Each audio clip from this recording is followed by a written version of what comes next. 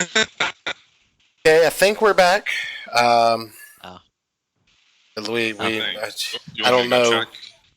I don't know. Don't know how much of that got cut. Probably all of it because we're awful human beings. Um, I don't have any problem with that. I mean, yeah, I've had like streaming problems where I used to do a lot of streams a couple years ago where one of them, my mic just wasn't even being recorded. So it was me and a couple other people, and both of them got picked up on the stream, and then it's just me not audible for most of it. well, That happened to us, but for like 5 minutes. yeah, Yeah. in case you guys missed it, let me put this back out on Twitter. Let everybody know we're live again. Uh, Reels this time. yeah, well, it happens. I have no idea. Like everything was fine. I don't know why. We do this for a minute. If you want to. What? You're awful. What? God damn it. What's your catchphrase at this point? God damn it. Yeah, Yeah, as it should be. that's Okay. correct. In Alex case, Jones said. yeah. Make sure everybody gets back in here. Actually live now. Fuck. It's not like I forgot to hit start.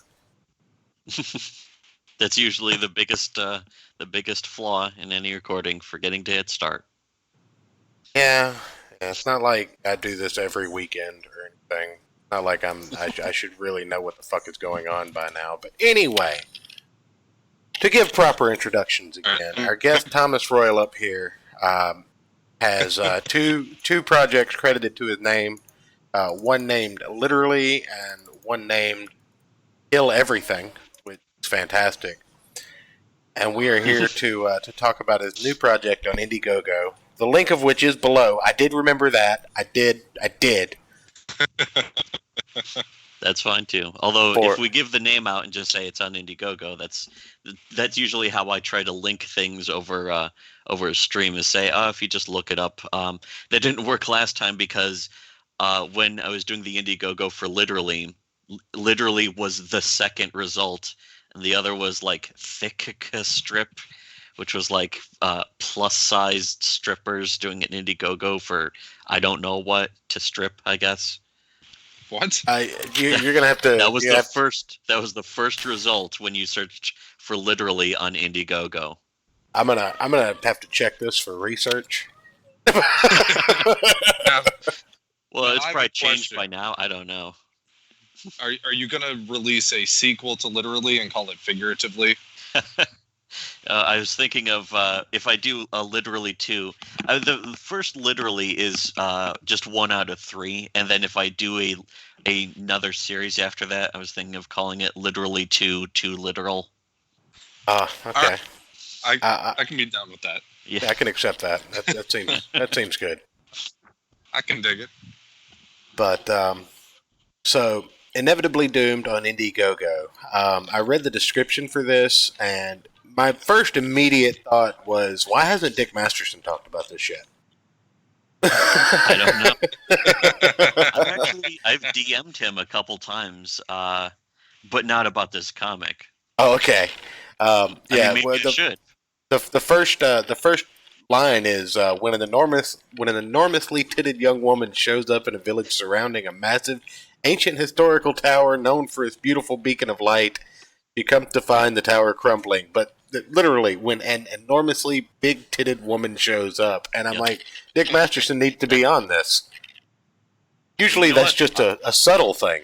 I can't help but to agree with you there. But I mean, we get the he says lead with the can situation, so you do. Yeah, That's exactly. genius.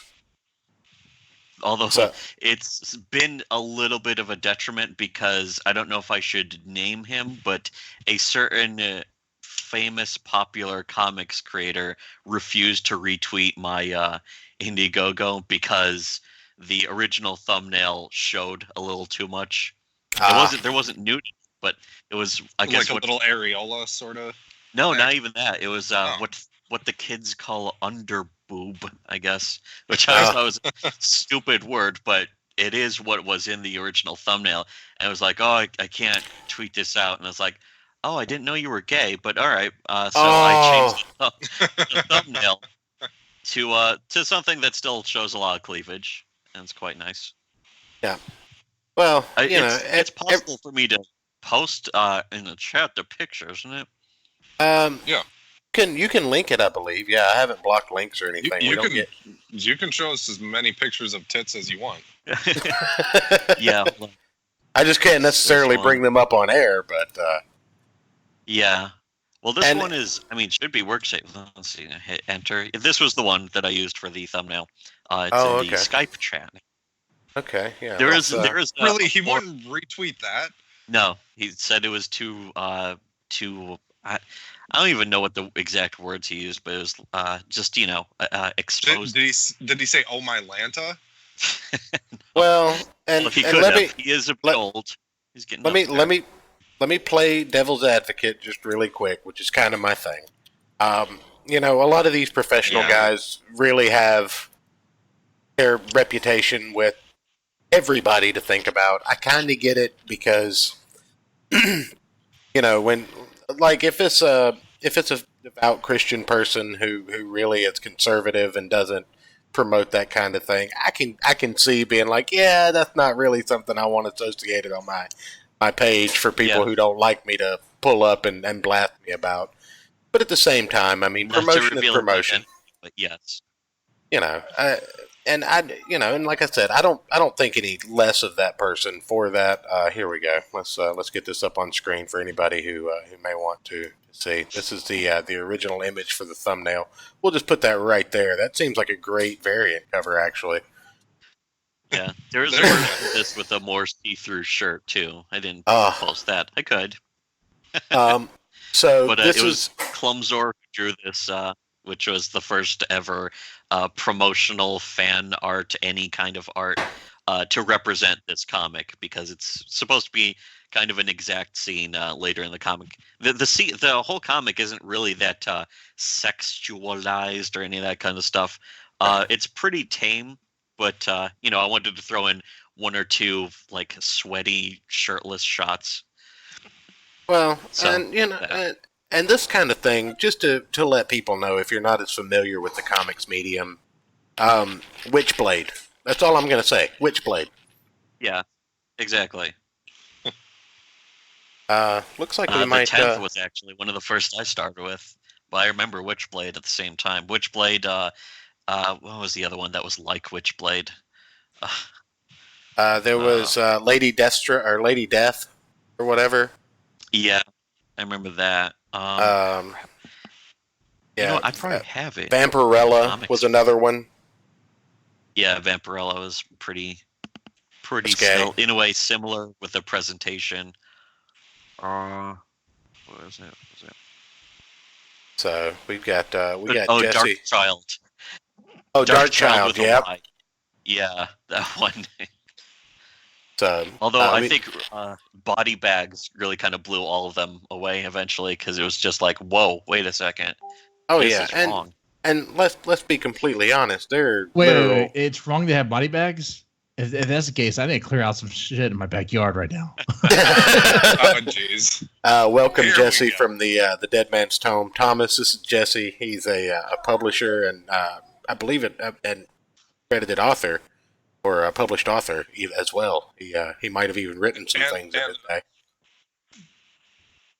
And a Yeah, midget that's correct. I have a few short stories out there. I've self-published a few stories back in the day too, but mostly what I do is I publish other people's stuff. Pretty much, I kind of give them a platform and help push their stuff out there. It's pretty hard. So anything I can do to help out, and I practically ask for pretty much nothing in return. So Cool. it's crazy. And Jesse, this Way is to humble Thomas. brag there, Jeff. Yeah, no joke. This is Thomas, the creator and brilliant mind behind the lovely lady you see on stream here. If I need to do a screen share, don't I? Yeah, I don't Awesome. see anything. It's in the Blind chat, leading the though. blind. Yeah, I did drop it There's in the one thing chat. about I the can, Skype. Yeah, can- the Oh Skype. wait, okay, yes, I see the lovely lady. so yeah, The thick thighs. Okay, That's right. yeah. this is the What's her story? protagonist. This is the protagonist for Inevitably Doomed, if I'm not mistaken. Correct? Yeah, Protag- and Kill Everything also. Oh, okay, so I there's a have little story with lots more drawings of her, in fact. Okay. So yeah, But yeah, in this, it's kind of a different. Her character is slightly different in Inevitably Doomed than in Kill Everything, because in Kill Everything she's sort of more confident, going into a sort of typical arena battle manga kind of world, whereas it's called the Kill Everything tournament, and it's pretty cheesy. The first 18 pages uh, of the whole comic were done that filled out the first chapter, and then the second chapter has a few pages, and I wrote the entire comic. It was like 6 chapters, and it was a kind of a goof comic for fun to sort of give old blog fans of our old blog some practice drawing comics, and sort of jumping in on like a goofy comic concept. So that was Kill Everything, and a friend of mine was like, "Oh, it would be great to turn that into a real comic book that was drawn consistently by one artist, because the original Kill Everything was done by, it was 18 pages done by maybe 16 different artists, very varying in styles and quality, but it was all pretty cool and fun. This one, Inevitably Doomed, meant to be, straightforward, 30-page one-shot story. That again, Laylee's character is a little different. She's not like the sort of confident warrior. She's more of a curious tourist who comes to visit, the big-titted adventurer tourist who comes to visit this ancient tower that she finds out is crumbling, and is like, "Oh no, but I used to see the light of the tower at night from my home when I was a child." I bet she did. She needs to keep that crumbling tower erect. So so she wants to make sure the tower stays erect, and okay. but at the same time, like, not to give too much of the story away, although I could give away the entire thing, and in fact, the entire script, we did a live reading of it with me and my brother and friend. It's on my YouTube channel. It's kind of saucy and satirical in a way, I guess.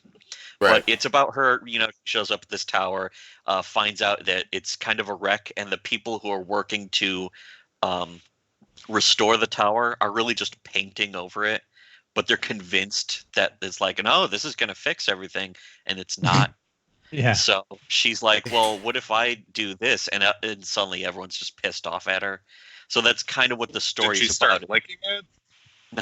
No. Oh. I mean, 'cause, she'd be eating fat. She could eat paint chips, I guess, if it's dried up enough. Mm. But no, she it's sort of the story of being an outsider and coming to a place you're not familiar with, but you find out that people are hostile seemingly for no reason, just because you think something different that may be correct. It's hard to say when you're on the outside. You don't know if everyone else is doing the right thing, and you're the one person. You might be the sole voice of reason, or you might be somebody who just doesn't know how things work there. And that's ultimately what the story's about. So basically, this is the story of the conservative going to the quad for the first time in college. Yeah, it's a lot. Yeah, a lot of different examples can be used. That's certainly a strong one. No, the original joke was going to be, wait a minute, I've played this Dungeons and Dragons campaign before. Yeah, it is missing some monsters, maybe some rats in a basement, something like that. There's Oh, none you of get- that. Visual styles. Yeah. ROUSs, Okay, I don't think they exist. That's a pretty cool story you have there. I mean, the imagery that he had would be would give Freud a field day with all the phallic imagery there. But Possibly. I actually wanted to avoid the tower looking too phallic.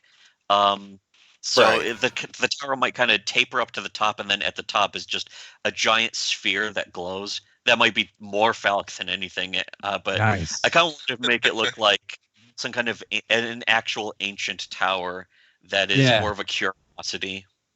I like this. So you started work on this for a while, and it sounded like you were writing this, like you were writing it on a blog. Is that right? And this one, Inevitably Doom, no. It was Kill Everything that I wrote on a blog. Oh, okay, kill everything. Okay. Yeah. And that's just different story. But this one, actually, my brother, who I'm going to give partial writing credit to, he, in fact, I think he's mentioned in the Indiegogo as Raymond Porce. That's his pen name. But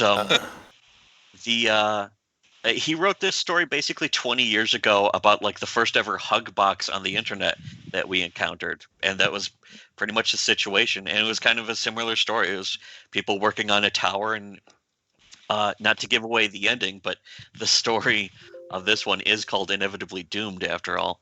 So and his was like just a short, it was like a group fic back when group fics existed, which was like Right. fanfic, but you write it about the group that you're in, like a message board or Hmm. something. And now we Oh, okay. now we just call that Pretty Ugly Little Liars. Yeah. A lot of things possibly, but I recently, like around the end of last year, I started writing this as a full-on comic book, mainly because I wanted Laylee to be put into an actual comic book, and so I want to write her in almost as many stories. So I'm just reusing her over and over again, which is why she's in Kill Everything. She's in this. The first ever comic I wrote of her, she didn't even have a name. But Way to be know, a misogynist. yes, Yeah, exactly. sexist pig, not giving Yes. a woman a name. Come on now. Exactly. No, I'm just joking. I am But, I am it's- horrible at coming up with names. It took me like 10 years to decide to look up like what would be a good Iranian female name, and I was like, I'm not going to start with A or B. That would be way too easy. And so I skipped to the middle. Of course, that's the best way if you're trying to do research. Skip right to the middle. And I Right. found that L was a name Laylee, which means nocturnal, and it's fitting because in almost every single other story, she is a werewolf, and Yes, that was the skip- original story for her. That's why Skip she's right to the middle. If Yeah, you're exactly. trying to research like brain surgery, make Yeah. sure you skip Well- to the middle well- of that operation. Well, Or Aaron, capillaries are. I don't need to read that part. right. Well, that's the thing. See, Like Aaron, you don't understand. When you skip to the middle, you come to questions that you need to go back and research. But if you start at the beginning and you get that research out of the way, you're going to get bored before you get to the middle, and then you're just going to be cutting aimlessly. Exactly. Fair. Skip to But the middle, then What skip if you're back to the doing it beginning. on the fly?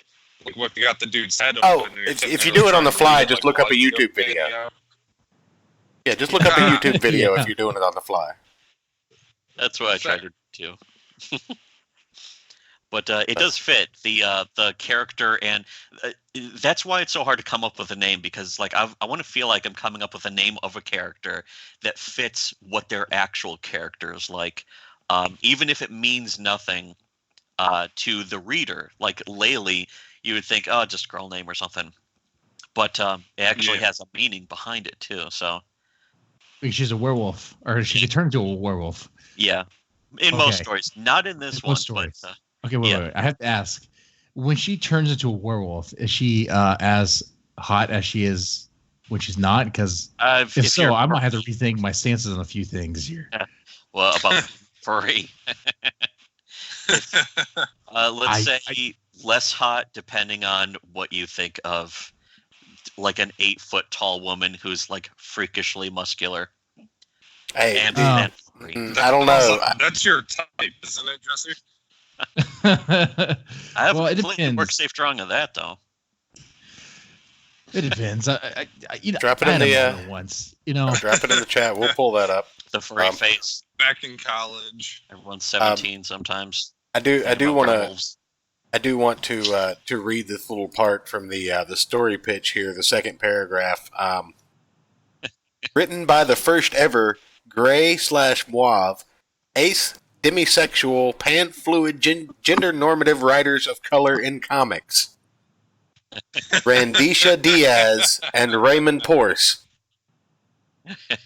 Raymond. I mean, and Randisha Diaz is my pen name, but I asked my brother, is like, do you want to be like Dan Risha Diaz or something? And he was no. He said no. I want to be Ray Porce, and it's like, oh, that's so much better than mine. Because it's yeah. Now I don't know if you guys read Berserk, but one of my favorite volumes in Berserk is around I think volume 17, where Flonase, the paladin chick, uh, has captured Guts, and then he escapes with her, and then her horse gets possessed and tries to rape her, Yeah. and the horse became known as Rape Horse. Oh. Yeah. I need to read Berserk. I've watched Berserk the is a anime. wonderful, delightful comic. Yeah. Apparently, this is something I'm going to have to educate myself on as well. For the longest time, I was stuck in the middle lane of the big two, the big four, if you will: Marvel, DC, Image, and Dark Horse. Back even before IDW was a thing, and once I started reading more and more independent comics, I've started branching out and appreciating different things. One of the coolest things about independent comics is that it's not just the same story retrapped, told from a different perspective. I've got plenty of thoughts on that we've talked about on this show, but it's Yeah, just the variation in indie comics is massive. Yeah, and same here doing this show. I've found I like these more indie comics so much more. They're so much more fun and creative, Yeah, that's why in my opinion. I kind of been reading. The most of the comics I've read are either web comics, over the past 20 years, or mostly a lot of manga off of websites that are like, read manga here illegally.com. yeah, And it's yeah, like, I just oh, about perfect Right. price point for me. yeah. Mhm. That's I do want to point out Kimley Novel Bro in the chat. He shouted out Berserk is one of the best mangas of all time. Super effed up, and the anime is mental. That's his hands down the absolute best wild protagonist. Yeah, I actually prefer the comic to any of the animated versions or the movies or anything like that, just because it has so much more detail. But I think the art is even better in the comic. The art is really elaborate, yeah. and it Yeah, is when you really when you say graphic. I fully agree on that. when you Especially say after comic, watching. sorry, when you say comic, you do mean manga. Yeah, Okay, I refer to them. I just call them comics constantly. Okay, I was just making sure because I didn't want to be calling my local comic store being like, hey, if anybody comes in selling Berserk, no, if that's the case, I can just order the manga directly. My local comic store actually has Berserk. They have it wrapped in plastic, of course, so Absolutely. they can't just open Like it up. I Yeah, understand like you that. do, like you do. And Well, big it's like 18 plus shrink wrap, stickers. so you'd have to rip the plastic open. It's not even like a taped bag or anything. Yeah, no, you definitely do that. You put a big black bag over that with an 18 plus sticker on it. Yeah, absolutely. And it's funny, they don't even they don't put the sticker on it. They print on the cover 18 plus. You cannot remove that, which is very, very appropriate. Oh yeah, they do the same The thing with story is good. There's a book called Gold Diggers out there. It's a comic, Oh yeah, and Perry. it's one of the more degenerate things I've ever seen. I've got to say. Well, he does. Fred Perry has done full-on porn too, so that's like even more degenerate, which is appreciated, of course. Oh yeah. Well, and like I said, there's a market for it. We got a guy that comes into our comic shop every week and looks for the new issue. I mean, we order one just for him. I bag and board it backwards with 2 boards. Put it in his That's a box. good way to keep a regular customer. That's a good idea. Yeah, I make Keep sure him he gets regular, his keep him book. happy. Right? That's exactly. But who am I to say he can't buy it? You know? Yeah. I mean, what do you want to buy is fine. I don't have to put it on the shelf for kids to You're not see. his wife. You're not his mom. Well, You know. what's it called? I might have to ask my shop to start ordering this. This is a Go- furry porn comic, Ayrton. No. Oh, never mind. It's not porn. It's more like borderline. I mean, it's not pornographic that I noticed. Is there? It's not just one, pornographic, you know? but it's close enough. It's more like cheesecake. Yeah. You said gold digger, so I figure it was like, like older divorcee MILFs trying to find like rich young Wall Street executives or something. That's what I thought. The characters would be about that old at this point. Hey, He's been doing that comic since the 90s. Jesse, I think we just found the next comic idea to pitch to Damascus. I we think go. so. I think so, man. We already got one sold. Oh man. Oh man, he'll like that, man. That dude has some serious talent. He does. But we're sometimes not. I'm just like, Well, "Can you we're just drop talking me about that this?" tomorrow. We're talking about Damascus tomorrow. Yeah, We- don't Yeah. get One ahead more. of your stuff. yeah, we only have 30 minutes left with our guest. Let's not be rude.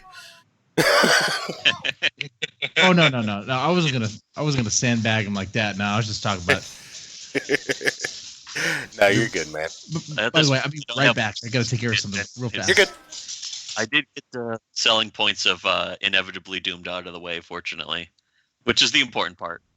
Yeah. Well, like I said, it sounds fun. It sounds interesting, and the first thing that I got from it, aside from just the funny aspect of the description and the explanation that it was like a non-PC comic, you know, Agree. It's actually not even that non-PC. It's more of a straightforward story, but it does have those elements.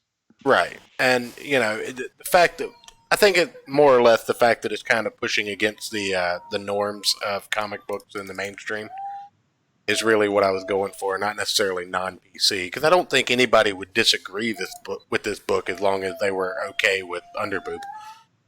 Yeah. I think most people would be. Oh just my stars! But yeah, I think even people who normally would disagree with some of the stuff I do write comics about would probably find themselves being like, "Yeah, I felt this way too," And I think that's a good thing to try and go for when writing. absolutely, you definitely want to evoke empathy from your audience. You want them to be able to identify with your character. Yeah, And I you want think- them to look at it and say, "Wow, that's relatable." Right, and that's something I think that main comic books have gotten away from. It's Absolutely.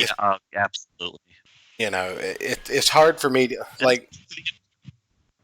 Go ahead. I'm sure you guys talked about it. It's really choking out the industry, isn't it? The American industry, and that's why most people are leaving for Japanese comics or manga, if you will. Right, and I wasn't crapping on that. I didn't want to be looking for a comic book when it was the manga. I've got there is a stark difference after all. Well, I've got boxes and boxes of back issues to go through at the old shops that I used to frequent, and I didn't want to be digging for something that didn't exist when it would be on a bookshelf with a spine somewhere. That's a good point. Yeah, because even the format, the book formatting of manga, it's like a different size, it's different thicknesses because the volumes are bigger. They're not Right. floppies. And they're not what is referred to as a stapler, so to speak. Just Yeah, exactly. something that you can literally worry about getting fold. Their covers are always the hard cardstock. I kind of like that about American comics more in a way that it's something a little more portable, easy for a fan to make their own comic, something like that. Just you need a stapler and a printer. Yeah, well, I mean, even back in the day, I mean, how many people like? I'm sure a lot of us here have always been around people that drew on notebook and printer paper and stapled the pages together and called it a comic book when we were younger. Yeah, We were talking once about. or I twice. would use those.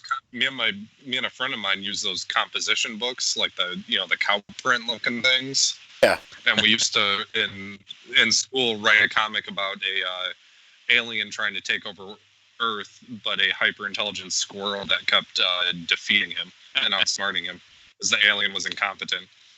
So you wrote Squirrel Girl. Is that what I'm hearing? No, because Yes, it was because this would be better. This is way better than Squirrel Girl already. That was like the original idea. Absolutely. Did it single-handedly defeat Galactus? No. Okay, But then there- yes, it it's was better an than Squirrel incompetent- Girl.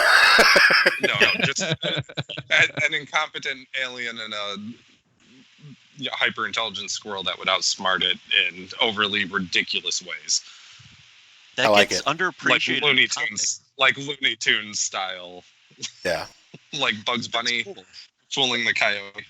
People don't appreciate enough that a lot of kids just start drawing comics as a goof for fun when they're kids, and then it's almost like you grow up and it's like, no, you got to have that instinct, that desire just choked out of you.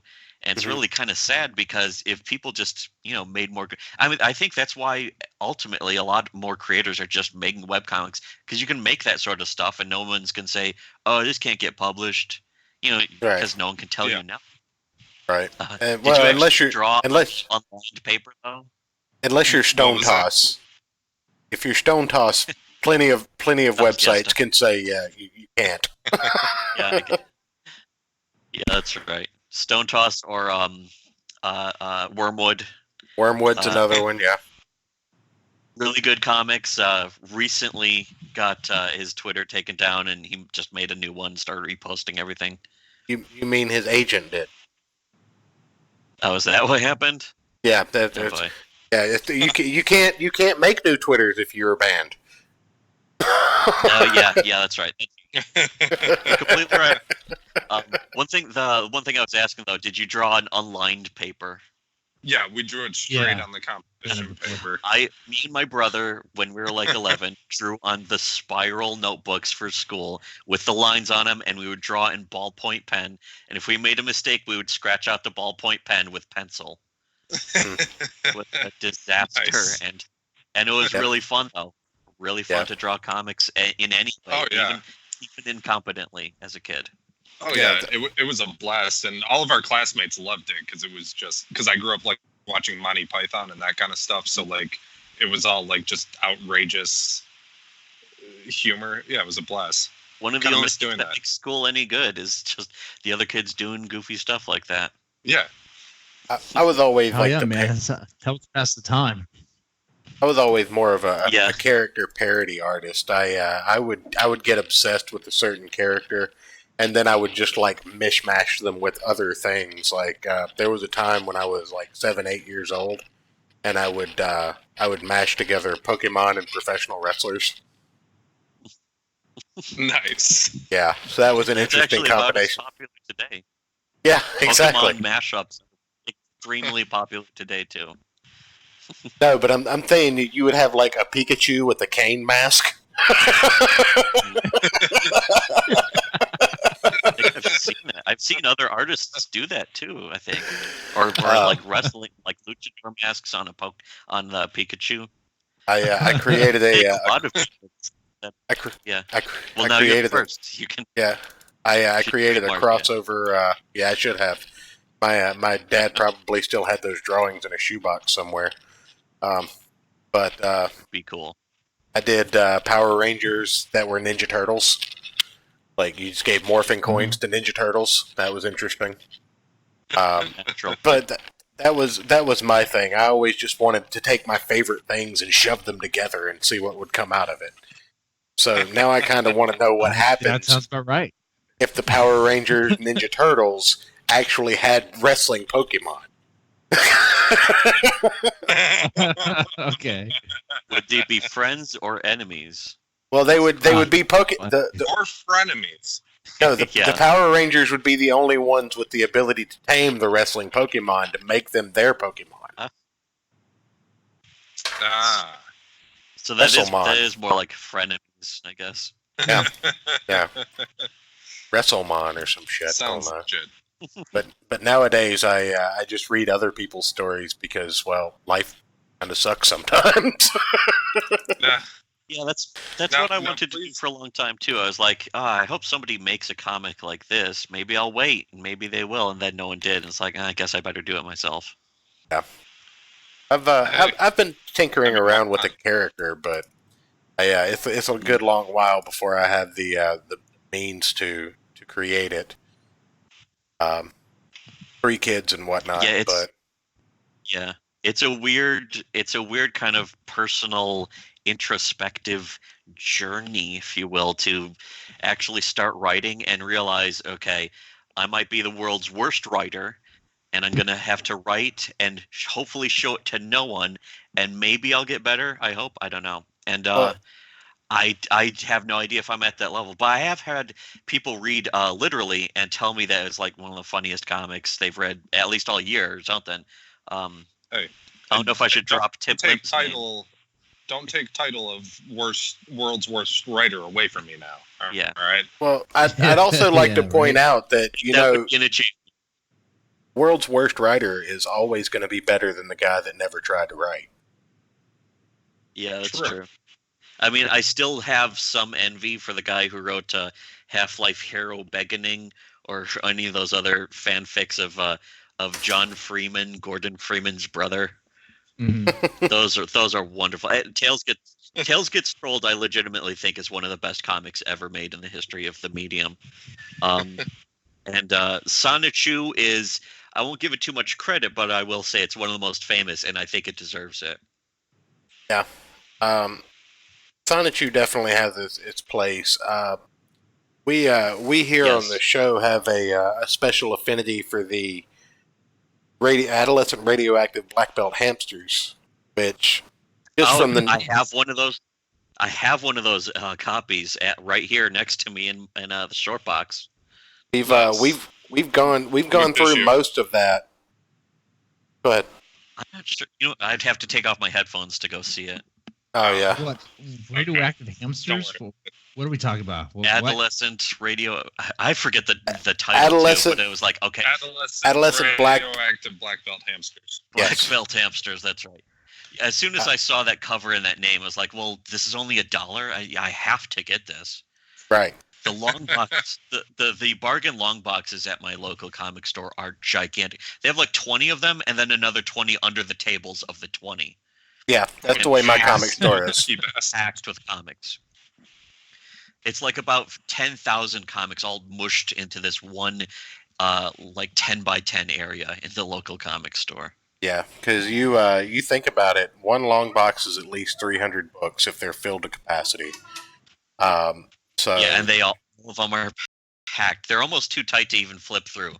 I have Right. to physically pull them out of the box. It's like I'm gonna almost rip the bag doing this. But thing is, like Dan DiDio talked about it at San Diego Comic-Con, that back issues and reprints sell better than anything they put out now. Marvel's Certainly with Marvel's True Believer series, $1 reprints of comics that were actually good and sold well. Yes, please. This is It's something I almost can. like people want quality.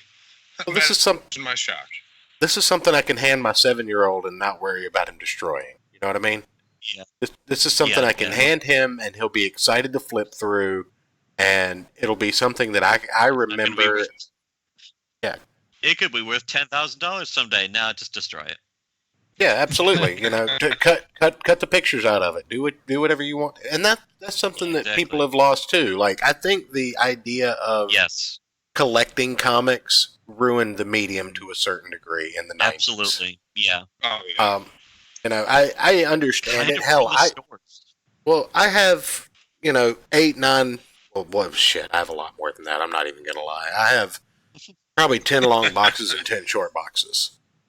Oh boy. I enjoy collecting comics, but the thing is I don't collect them for value. I want to go through, when my son's old enough to appreciate it, I want to sit down, or my daughters even. I want to sit down and go through the entire run of ROM Space Knight with them. And that's something that I've collected. I've seen so many issues of ROM too, and I've just ignored them every time. Oh, I don't ROM know is who so Rom good. What's he doing? He's so good. He's in the hard Marvel drive. universe. He's in the Marvel universe, and he's there to kill aliens and take names. And he doesn't have a pencil, so he's really just there to kill aliens. He doesn't have a mouth to chew bubble gum, but he would do that too.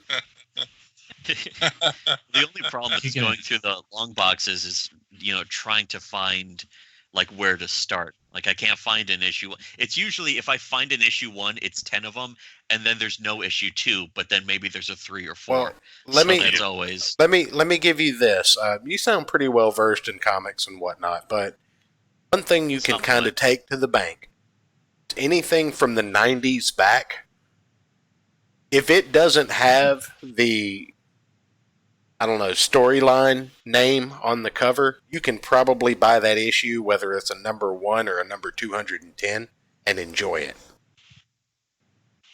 It'll just be like more self-enclosed. Right. Well, that's the thing. If you pick up, like, I'm just gonna say, because Green Lantern's my favorite DC series. If I'm thumbing through a long box and I find a Green Lantern number 350. If I don't love Green Lantern or know anything about it and I read that book, one of two things is going to happen. I'm going to go, man, that was crap. I never want to read that again. Or I'm going to say, man, that was cool. I'd like to find the rest of this. Mm-hmm. And it instills that thing where you go on that hunt almost. There's kind of an adrenaline rush when you're driving around or you're going on vacation and you're digging up comic book stores that are further and further out of your way to find series of worthless comics. I mean, because they're out there. People have turned them in for $0.25 a piece.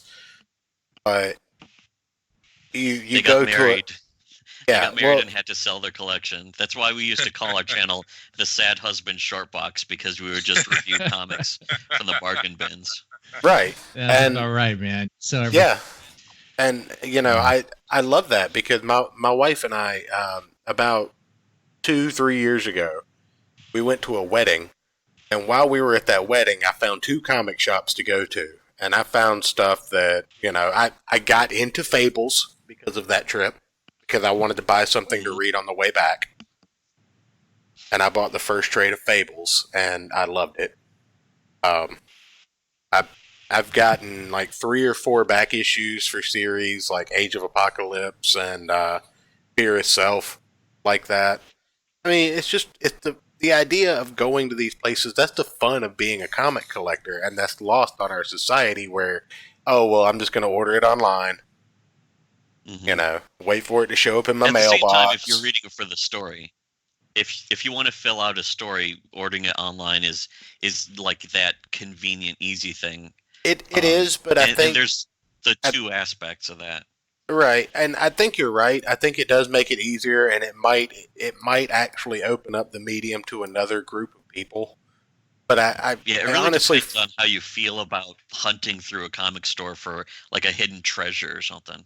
Right, and that's the thing. Like the other day, I work Wednesdays at my shop just to bag and board and sort the new books, so the owner doesn't have to keep up with what's going on as far as comic book goes, because it's the lost leader of the store. I pretty much volunteer there. I think I make $5 a day doing it, just to go in there and bag and board and see what comes out and talk shop for an hour or 2. I assume that would be tax-free then. Absolutely not. I always give the government his dime. Oh, that's true. That's a good point. Yeah, good picture on that. Important to always do. Uncle Sam always gets his from me.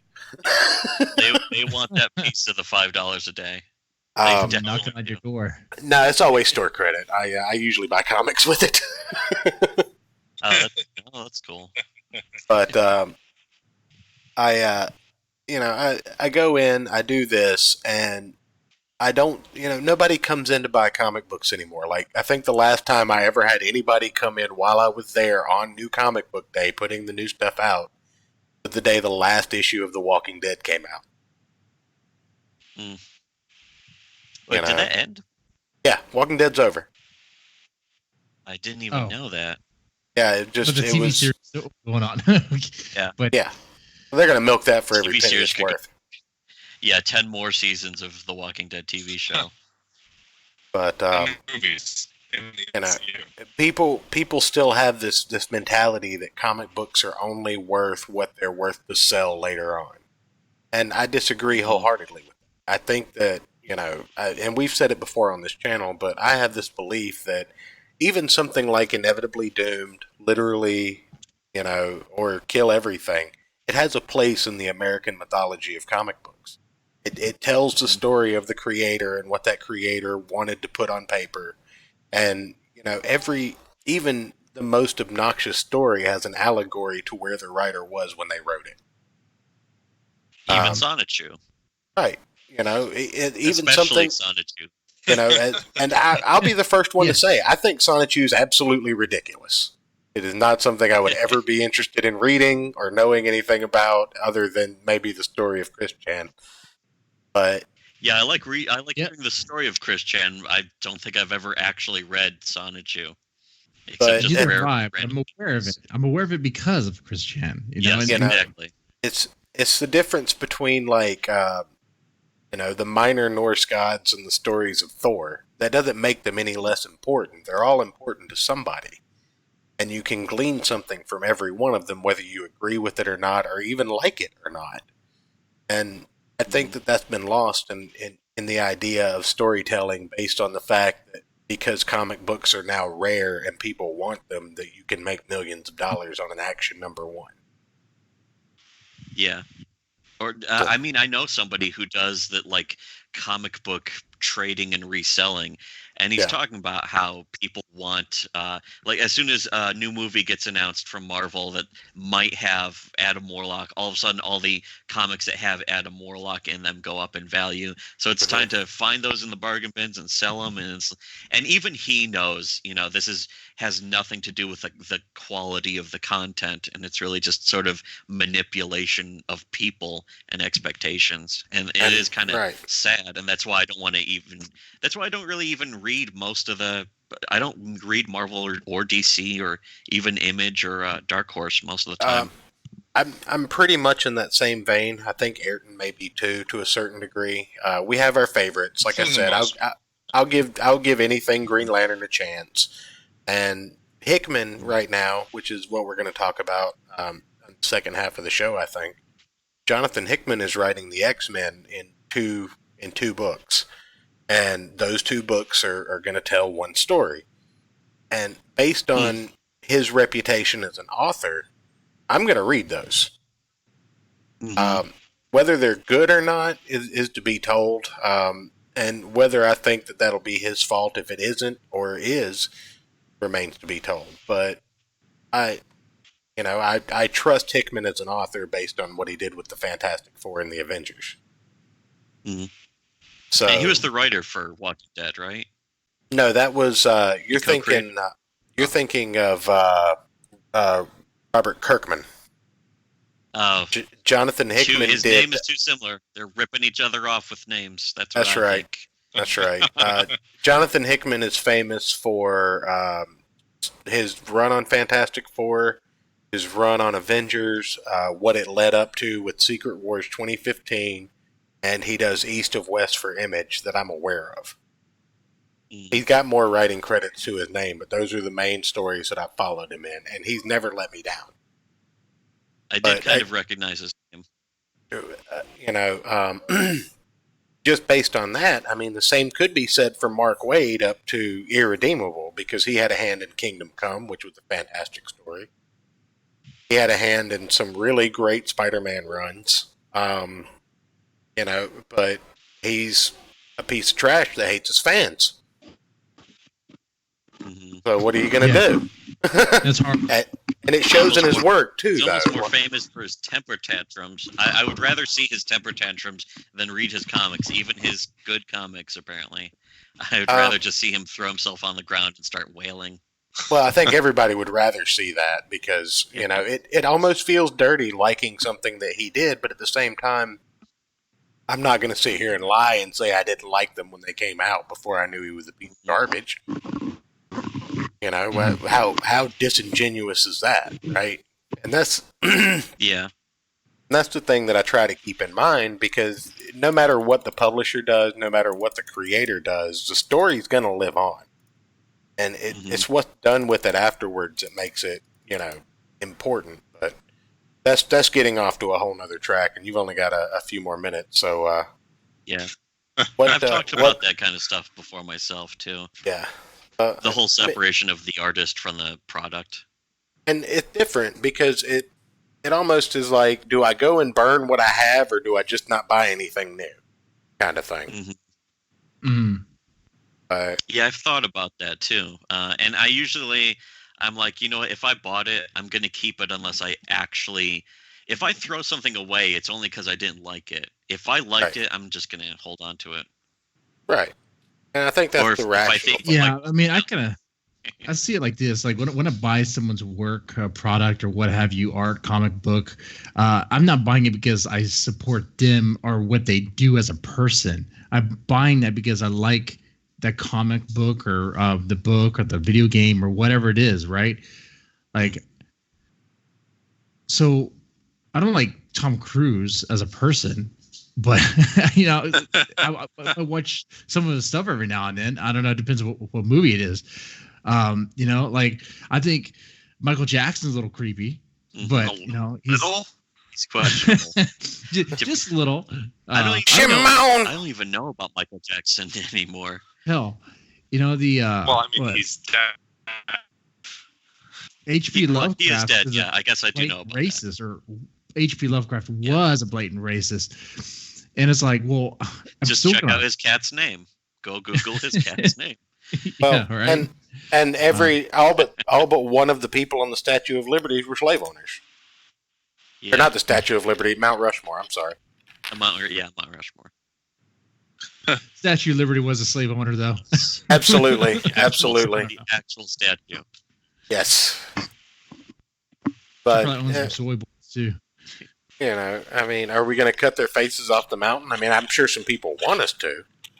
Yeah, that may happen someday, which would be kind of a waste. I mean, one of the things I think people forget about Robert E. Lee is that he freed his slaves. I think he was just flat out an abolitionist, but he was the general for the South, so people want to tear his statues down.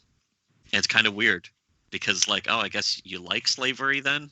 Don't know. And do we get to tear Martin Luther King statues down because he was an adulterer? Yeah. And a womanizer. Yeah. He was just we'll just say he's popular. Wrong. He was popular with the ladies. Mm-hmm. Man, anymore, those people just want to tear things down because it's a bunch of hate in their heart, man.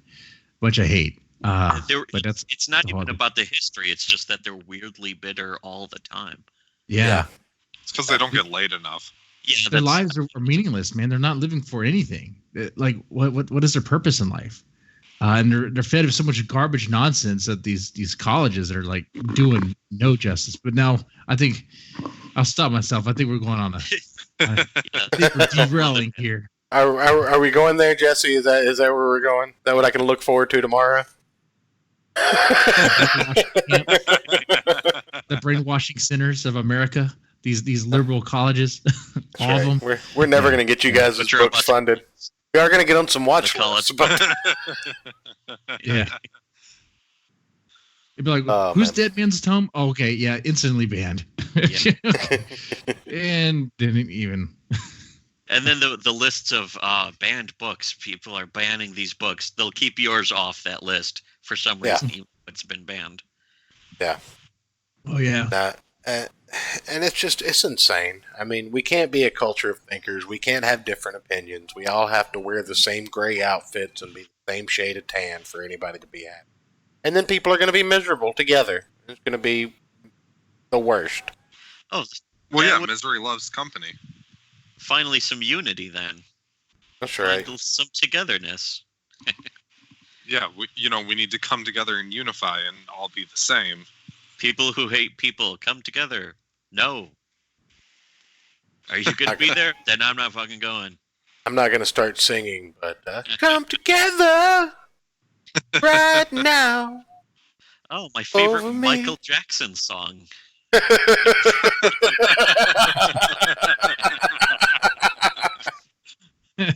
Oh, Jesus Christ. So you wanna I don't go ahead admit, and I've watched the Michael Jackson movie from the early. Was it Leaving Moonwalker? Neverland? Oh, Moonwalker. I Okay. watched it so many times as a kid. I just Oh yeah. how weird it was. It was Do you like remember the video game? Oh man, the video game was pretty For the cool. Genesis, but There was a video game? I didn't Yes. have the Genesis. Wait. There was a few. There's There a was Michael few. Jackson video You game? danced There's a to couple, defeat yeah. people, drug dealers, and Yeah. smugglers and stuff. Yeah. You know what? I might actually play that. That might be one of the next few games I play. Yeah, I I might might, actually watch that one, Jesse. I might actually play this pervy game tonight. Called Dead or School. Play that one tonight, maybe later on. Yeah. Would you like to plug the book again and just give a general shill before you have to get out of here? Yeah, there's an Indiegogo. If you search Indiegogo for Inevitably Doomed, it should hopefully be the first result. But not porn. Literally. Yeah. But literally, the comic, that's on Comixology. I also sell it off Gumroad. It's so it's DRM free with a PDF or just a folder of the raw pictures. It's both in one zip file if you buy off Gumroad, but I actually really like reading it off of Comixology because they have that app that will go panel by panel. I really do like that. Guided reading is really interesting. Just hard to stream. Yeah, it's different that way, and you can't like pull it off in Comixology sometimes. But I mean, I have a lot of comics on Comixology at least. And if you just look up on Comixology, literally the word, you just look up that word, it'll come up. There is another comic called Literally Something, or the Literal Something, and that usually comes up too in the search, but it's easy to tell the difference. Okay. And yeah, those are the important things to plug. The Indiegogo for Inevitably Doomed is sort of fresh. It's a few days old. It's it's kind of slow going because it's hard to get the word out there sometimes. That's why I'm going on shows. Right, and I was very glad to have you. Like I said, I'm the smaller books that don't get the attention. Those are the guys that I like to focus on. Even we always need more help. I have a very small platform, but it at least gives you something that you can point people to if they just randomly ask you, hey, is there anywhere I can go to kind of get more of a story on this, or can you tell me? You can just point them this way. Mutually beneficial in that regard. Yeah, that's always cool. I don't have any problem with like if a show had 0 viewers, it's like I'll probably still go on anyways. Yeah, well, we definitely appreciate it. We have had 0 viewers before. Yeah, hey, man, that happens. That happens. But I've had that happen too, actually. We like talking about comic books. We like unwinding during the weekend, so it's what we do. Anytime you want to come back on when you're free, just shoot me a message and we'll get you back on as quick as we can.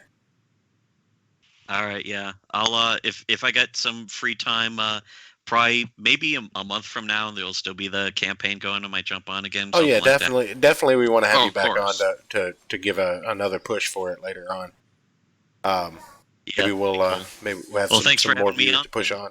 Hey, anytime, man. Thank you very much for coming. Thanks for coming. Guys. Good talking to you. See you another time. Bye. Bye, man. Right. So that was fun. I actually really am interested in this story now. Everybody still there? Oh yeah, I'm still here. Okay. The story sounds great. Like Right. I know I was joking around, but it definitely got my attention.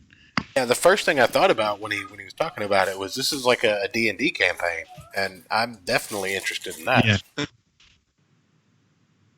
So Yeah, sounds really interesting. anyway, Jesse, I didn't mean to be rude and cut you off earlier, man. I didn't want to be rude to our guest as well by pitching another comic during the 1 hour they were going. Oh no, I wasn't going to get into that. No, that would be rude. And no, I just sort of they came out, but yeah, I wasn't going to like pitch it. No, anything like that. I didn't want to just completely crap all over you. I did apologize. Oh,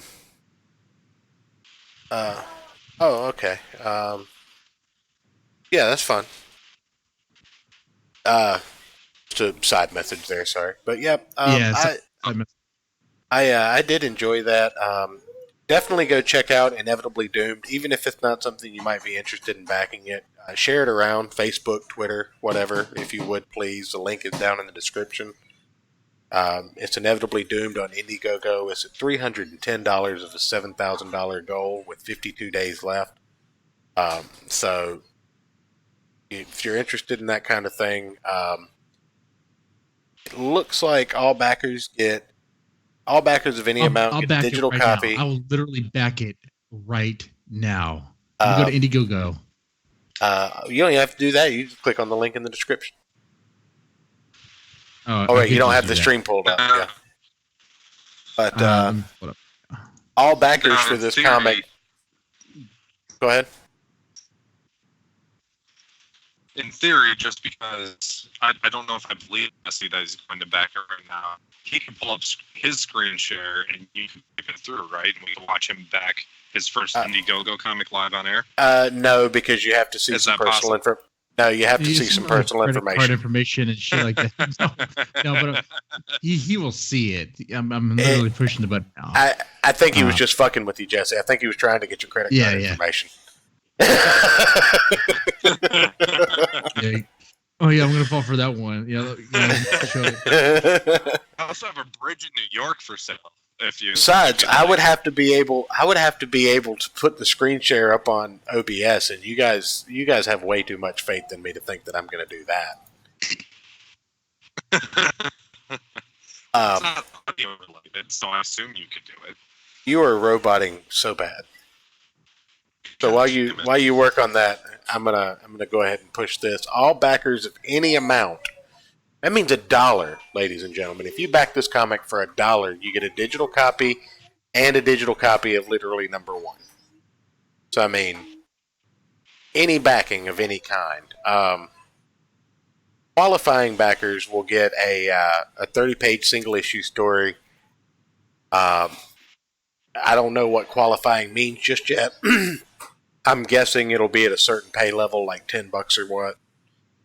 But that is all, up to the creator. I'm sure they will let us know that. But they don't have any tiers listed just yet. I think they're just trying to get general funding.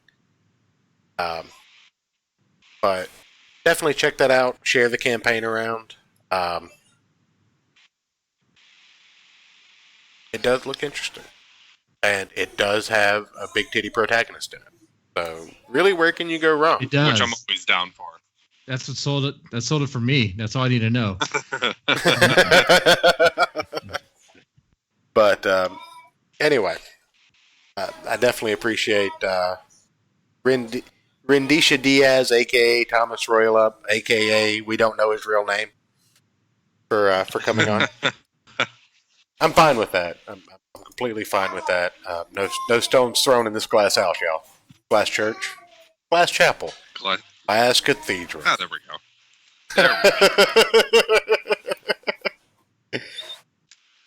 go.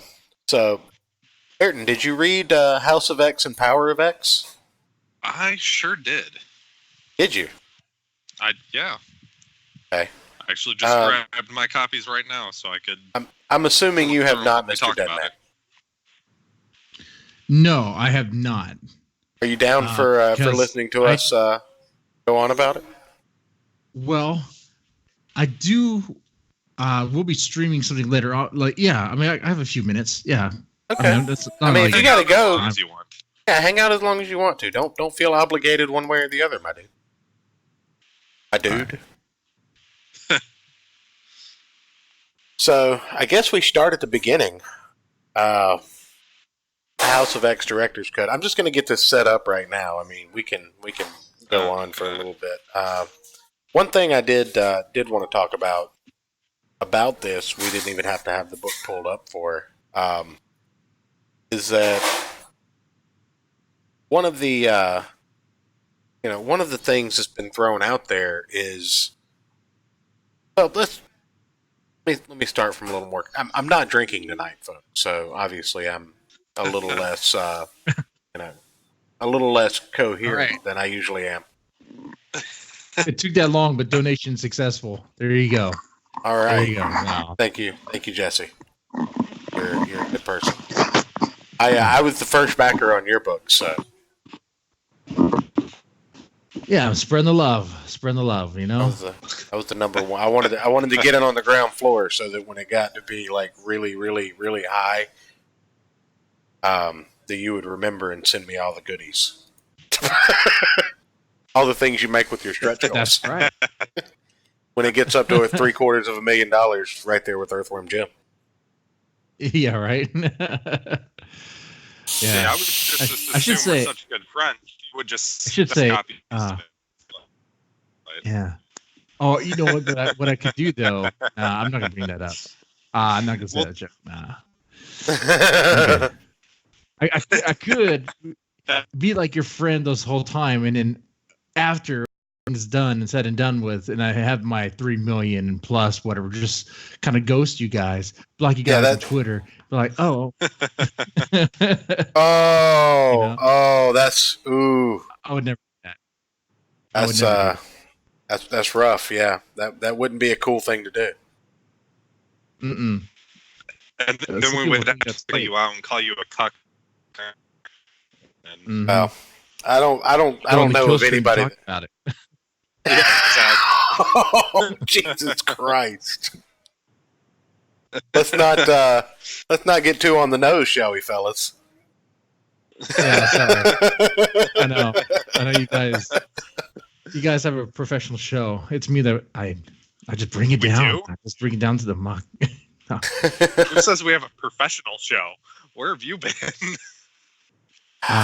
All my hopes and dreams. If I listen to the wrong show, I'm listening to the wrong show. Huh? you got called into the wrong place, buddy.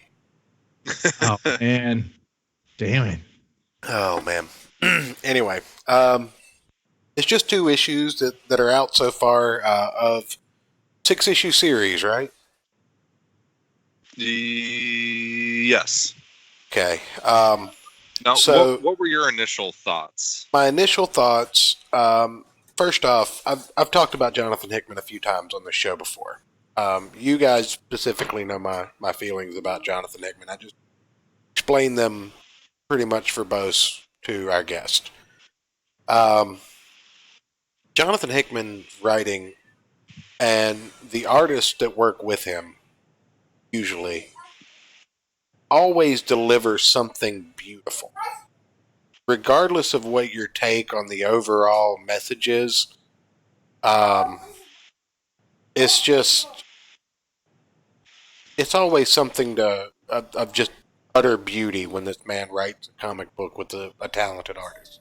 And this is something that we have here in this issue.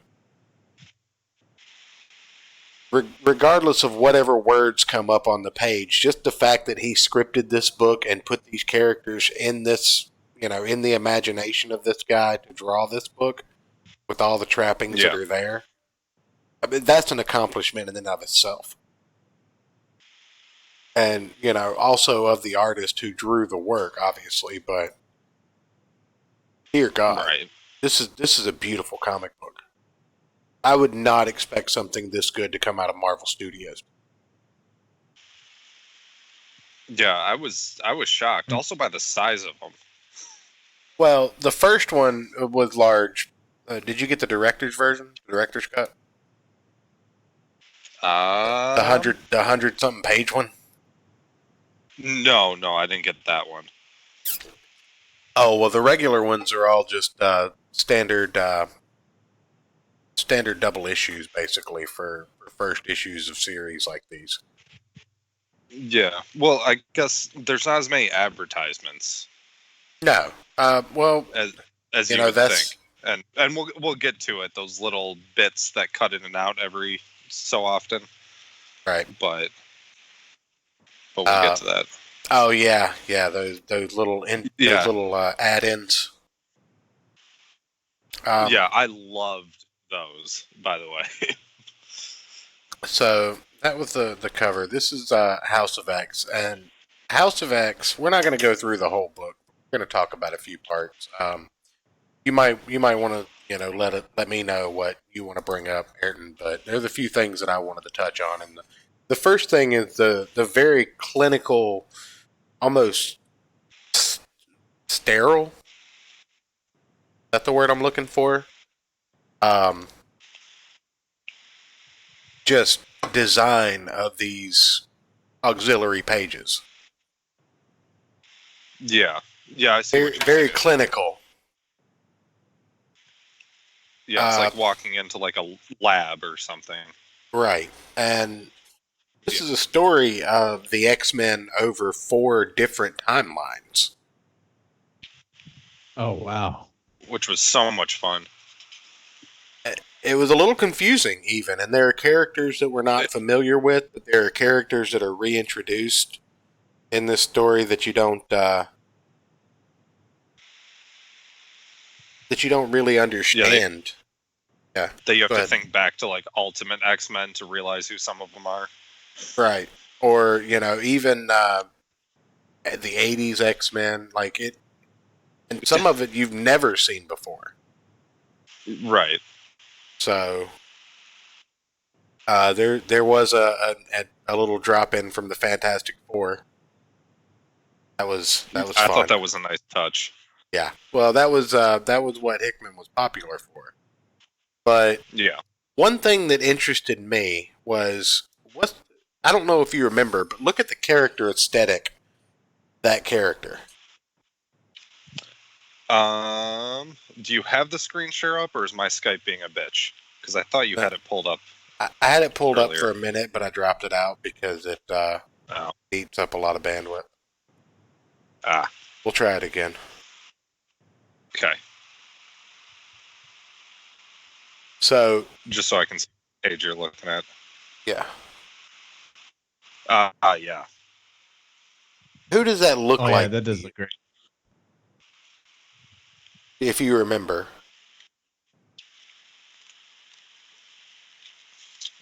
What'd you say? Sorry. Who does that look like to you? I mean, am I not supposed to say Professor X? I mean, it is supposed to be Professor X, but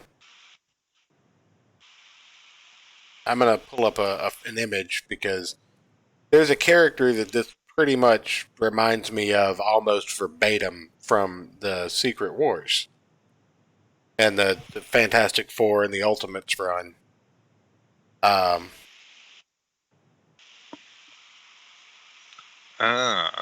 I'm doing it live here, folks. Ayrton sees what I'm doing, but you guys will see it in just a moment.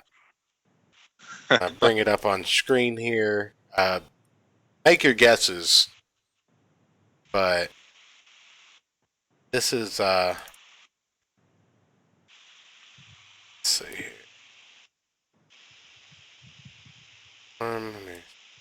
Yeah, because there was also one of the X-Men runs, I think Cyclops' visor was X-shaped instead of just across his eyes, which always confused me how that even worked. But it just looks great, guys. It's branding. You just put the branding right there. Right. some dumbass marketer straight out of college. Yeah. Well, this character is the Maker from the Ultimate Universe. He is the Reed Richards of the Ultimate Universe. His head is permanently engorged because he's increased the size of his brain with his, abilities or whatever. Good Lord. For some reason, this just killed having this image. I'm going to remove it now. Oh, jeez. Reason it just killed my kilobyte ratio, but it's fixing itself. Oh yeah. Good Lord. Good grief. Okay, I think we're back. We're back stable. Okay. But all right, guys, I'm gonna go ahead and jet, but this is fun. This is fun. I'm gonna have to listen to this afterwards. All right, man. I appreciate it. All right, man. We'll catch you tomorrow. Have a good one, see buddy. you tomorrow, man. Yep, we'll see y'all tomorrow. See you. So this guy really has the aesthetic of the Maker. Like I'm led to believe that this is supposed to be Cerebro being worn by Charles Xavier.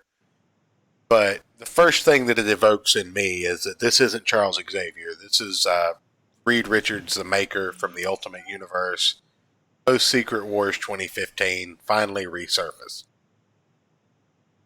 So that's the first thing that I want to point out. Like, it very well could be Xavier, but there's a reason that he chose to evoke this costume. I mean, it does make sense with kind of the storyline. Yeah. Like, they're... Kinda, but no. No, the Maker's supposed to be gone. Molecule Man killed him in Secret Wars 2015. Well, I mean, like, the imagery. You've read Secret Wars 2015, and I think I've only read a little bit from that line. Yeah.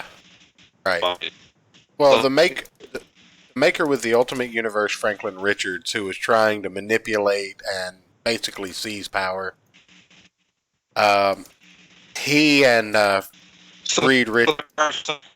There. What now? So there are some parallels. Yeah. I mean, yeah. That's and kind of going in the story with Xavier.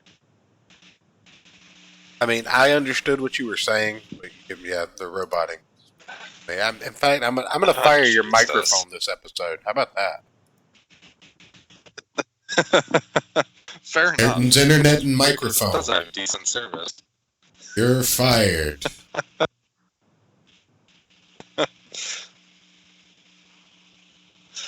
Always have to do the voice of God at least once now.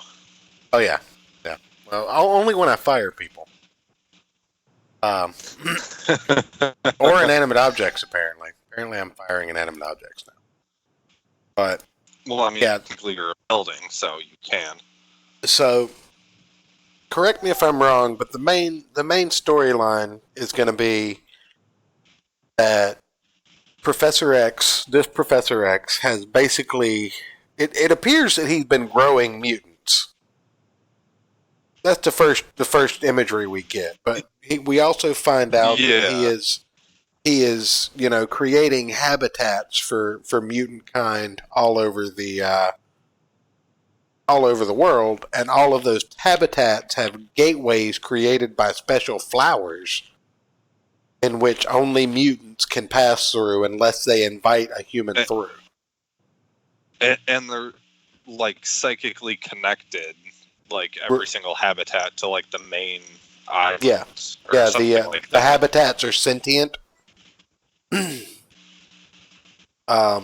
you have to like ask. Well, it's, I guess we should tell people what it's called. Krakoa? Is that how you would say it? What'd you say? The name of the habitat. It's Krakoa. Is that how you would pronounce that? Let me see. I'm gonna Krakoa. Krakoa. Krakoa.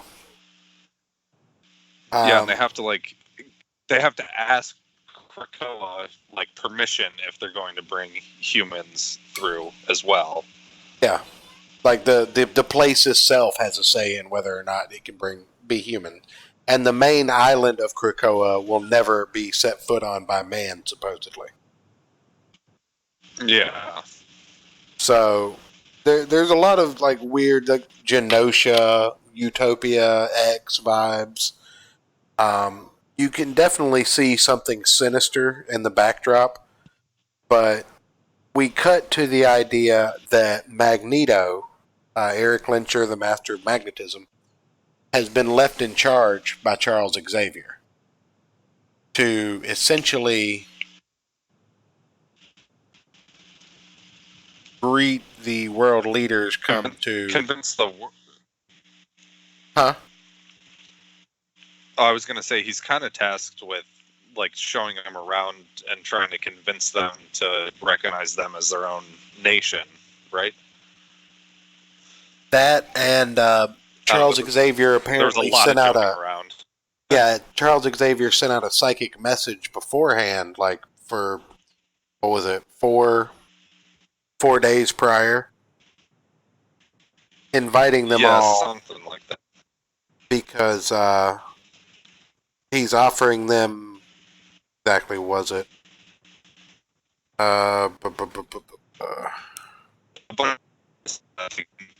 yeah there's 3 drugs they can make using flowers. you were roboting really terribly. So you have. Like it just keeps happening How's like that? more and more frequent. Yeah, that's okay for right now. All All right, here's what it says. A drug that extends human life 5 years, another that prevents diseases of the mind, and a third that is most effective adaptive antibiotic the world has ever seen.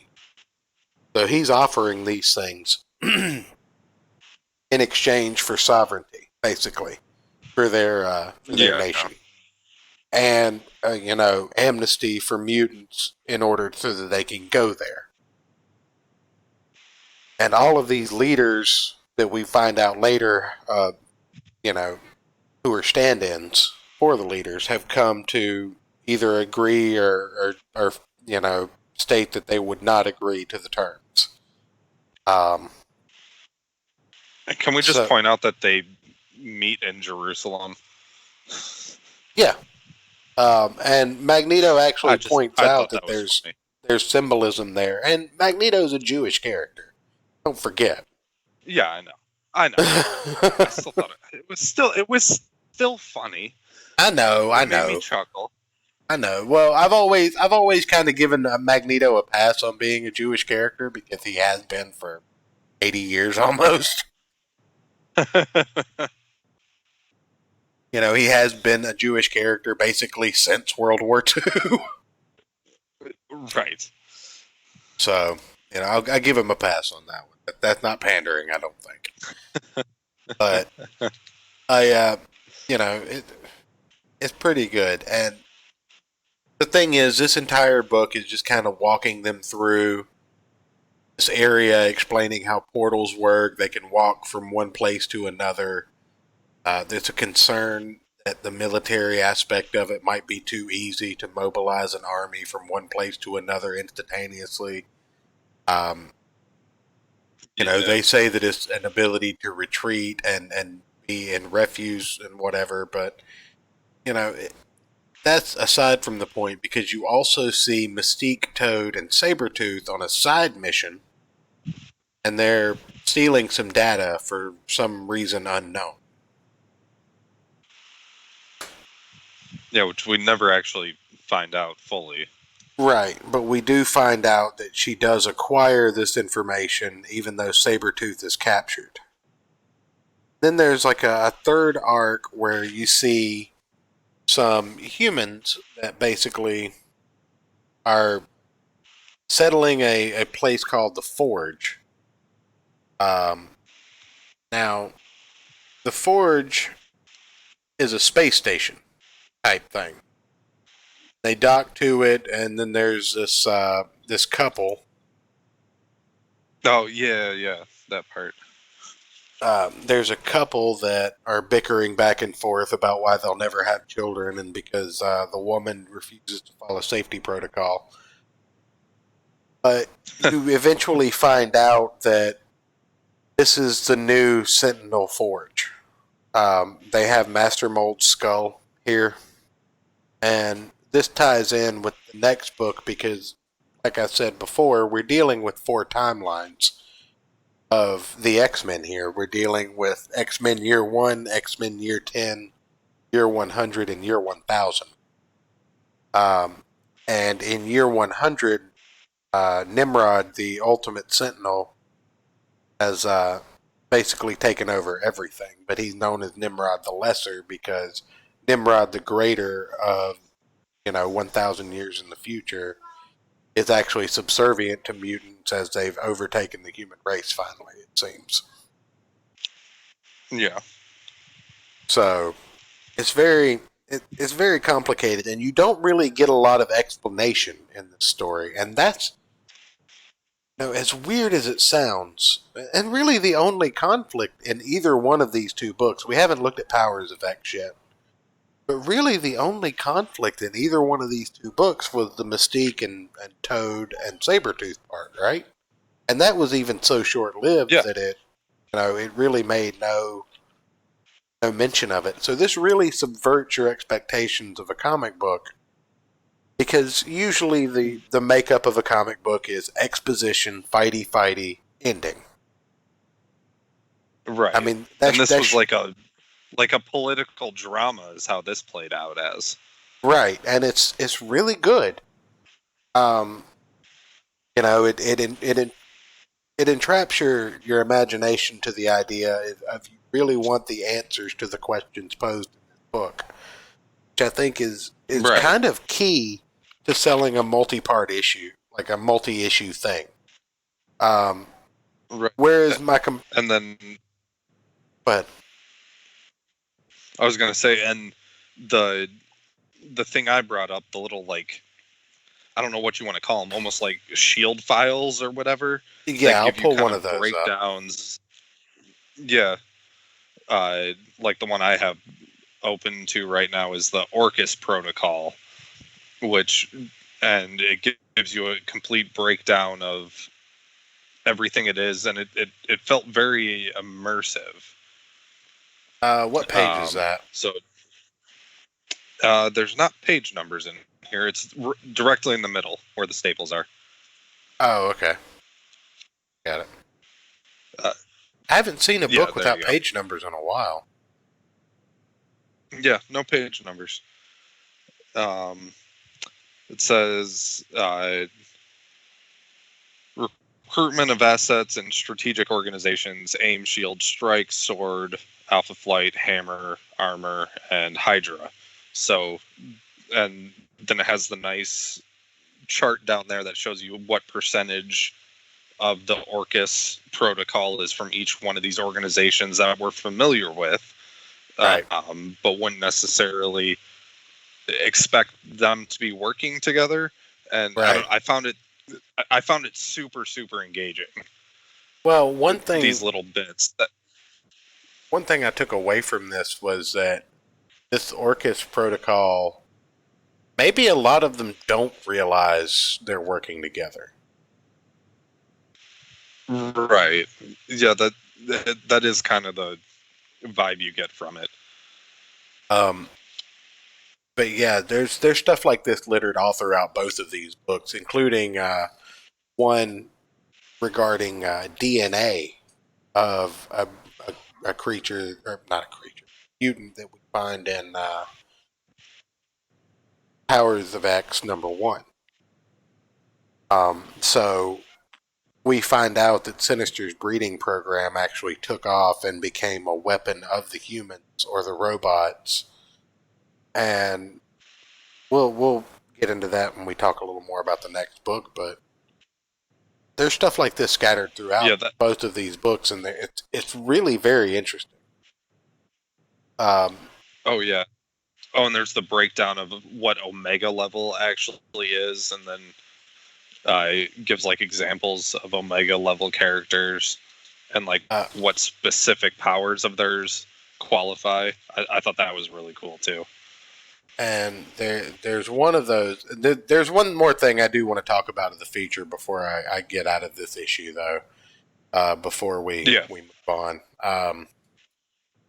they've been doing something like this for a little while now, but they've been doing Stan's soapbox, and it's just little blurbs from Stan Lee or in different comic books. I'm not sure what issues these come from. They don't mention that. I would kind of like that a little bit more, but it does look like an actual photograph of a comic book with this herb in it, and then they just superimpose the drawing of Stan Lee and Stan's soapbox, December 1968, on there. Just real quick. The next time anyone puts you down for reading a comic mag, try hitting him with this little soliloquy, which I've used in various radio and TV guest appearances in the past few months. Comic books are a medium of communication, just as television and motion pictures are. All three employ words and pictures, and all must be judged in their individual merits. A story is a story, whether presented between two covers or on a screen. The words have a dramatic impact. If the pictures are visually appealing, if the theme is emotionally relevant, then certainly it's worthy of a reader's attention. However, the quality is lacking when it takes little consideration. Isn't this equally true of a TV program, a Broadway show, a motion picture, or any other form of entertainment? All we at Marvel ask is that our product be judged on the basis of quality, a quality in which we sincerely believe is equal to be found in any other comparable media. Marvel Comics today are produced by the finest creative talent available. Read them first and then decide. Excelsior. Smiley. You know, that was absolutely true in 1968. Oh yeah. I don't believe a word of it now. You know, if somebody at Marvel was to say that today, I'd call them a liar. But right. Actually, go ahead. Oh, I was just gonna say I don't even know if Stan would agree with it at this point in Marvel Comics. I did want to bring up one more thing. Like I mentioned earlier, I've been reading a lot of Spawn this past week. And yeah, one thing I've really enjoyed is the first couple of issues of Spawn. Todd McFarlane writes an entire letters column sized blurb about why Image. And I'd like to highlight a few things from those at a show in the future, because even back in 1991-92, when Spawn was first created, these creators that started Image Comics felt the same way about the main publishers that people feel about the entire comics industry. Our guest and I brought up in the issue where Dave Sim is the writer for the comic, Spawn goes to the 7th level of hell called Erebus, and there he finds heroes trapped behind a steel wall, or a cage or whatever, including like Superman, Spider-Man, Batman, all of the heroes that we've ever read. And then right across from them were humans with bags over their heads and their hands bound behind them. And they were explained to be the creators that sold their characters. And then Cerberus takes Spawn to a house that's like fully furnished, and he's got his wife and his child, and his life is decent again. He's still Spawn. He's not Al Simmons, but you get a feel that this is what Spawn's heaven would be. And the only reason that he gets to be here is because his creator never sold him.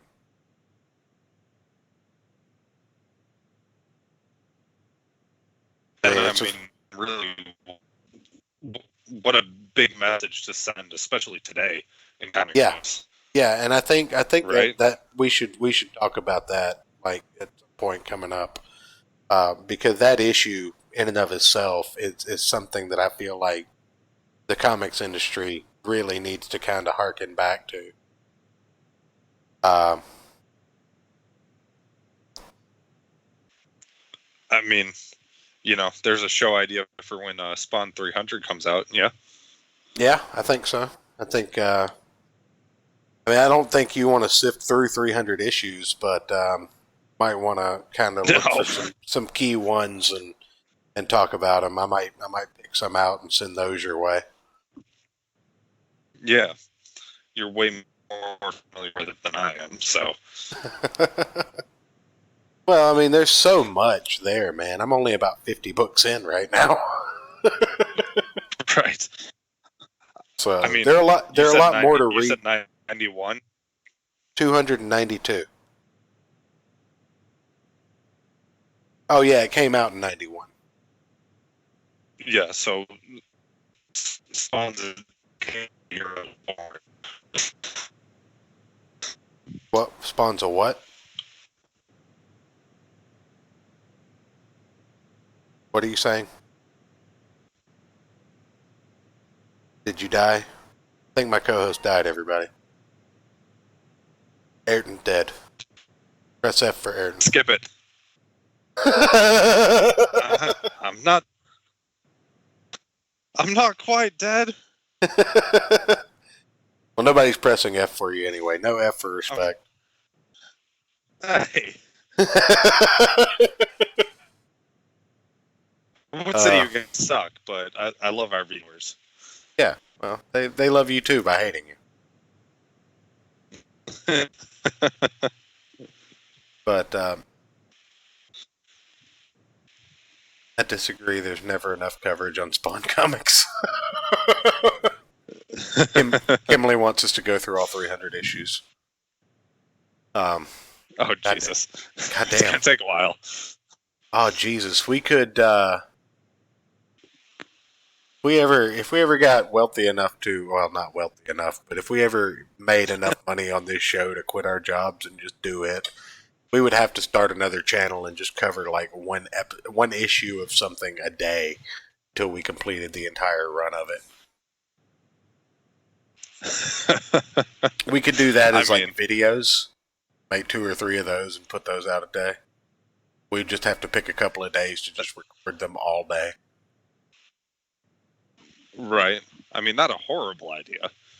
No, I mean, but Sounds exhausting, but not horrible. it would be one day of making videos a week, and then the rest of our time would be our stream.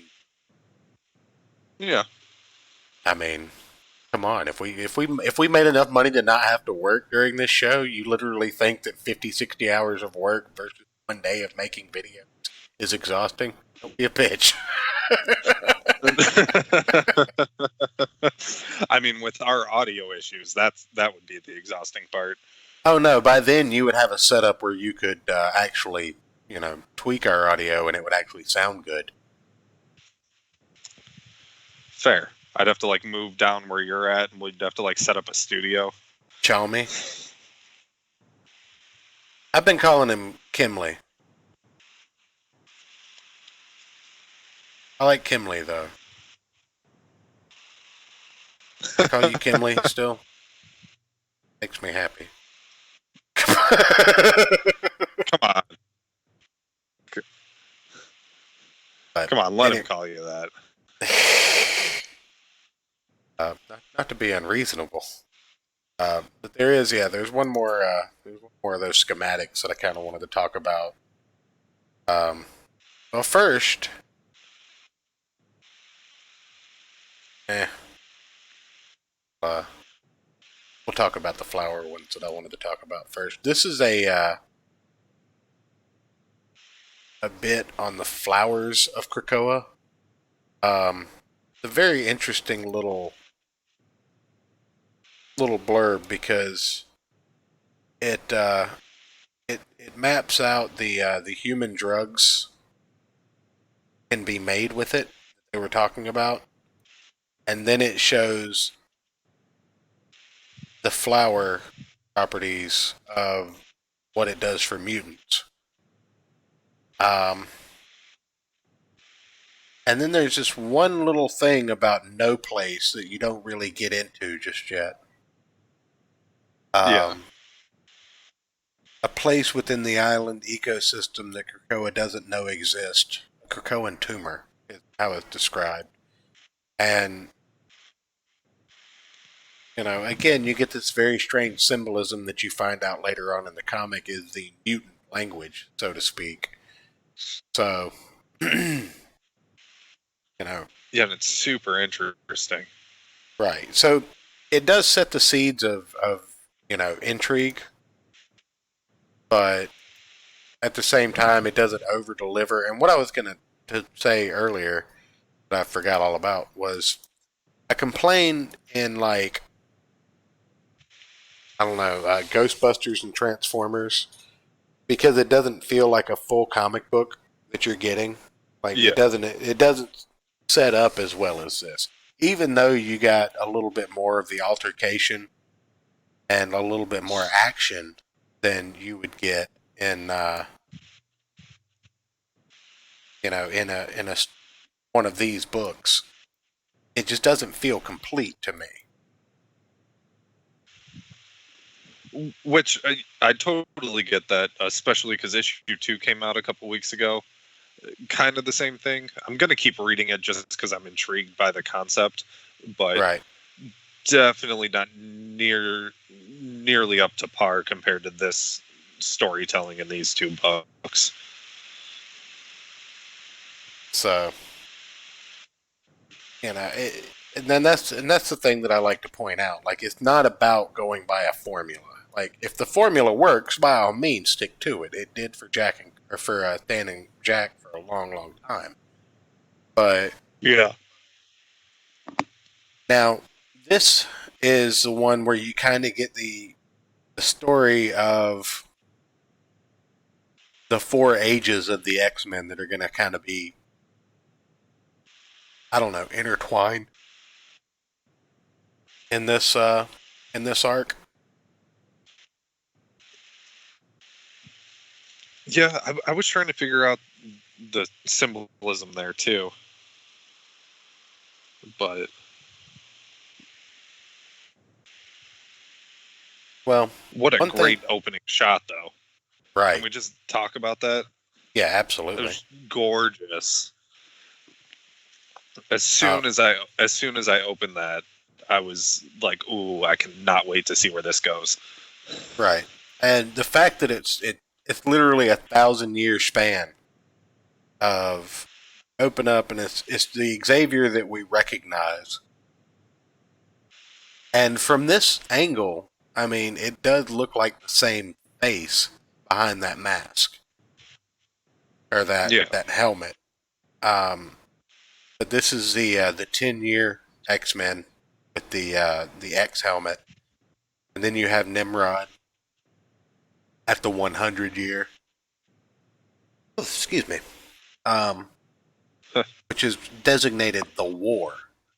Interestingly enough, and then you have the X-Men Year 1000. It's called Ascension, where it's that implied I that found the most interesting. right.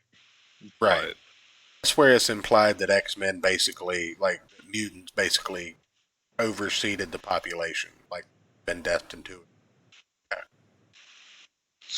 yeah, So, all in all, from the first shot, you're immediately kind of like drawn into the story. Like, okay, how are they going to pull this off? And they pull it off by kind of giving you a little bit from every era.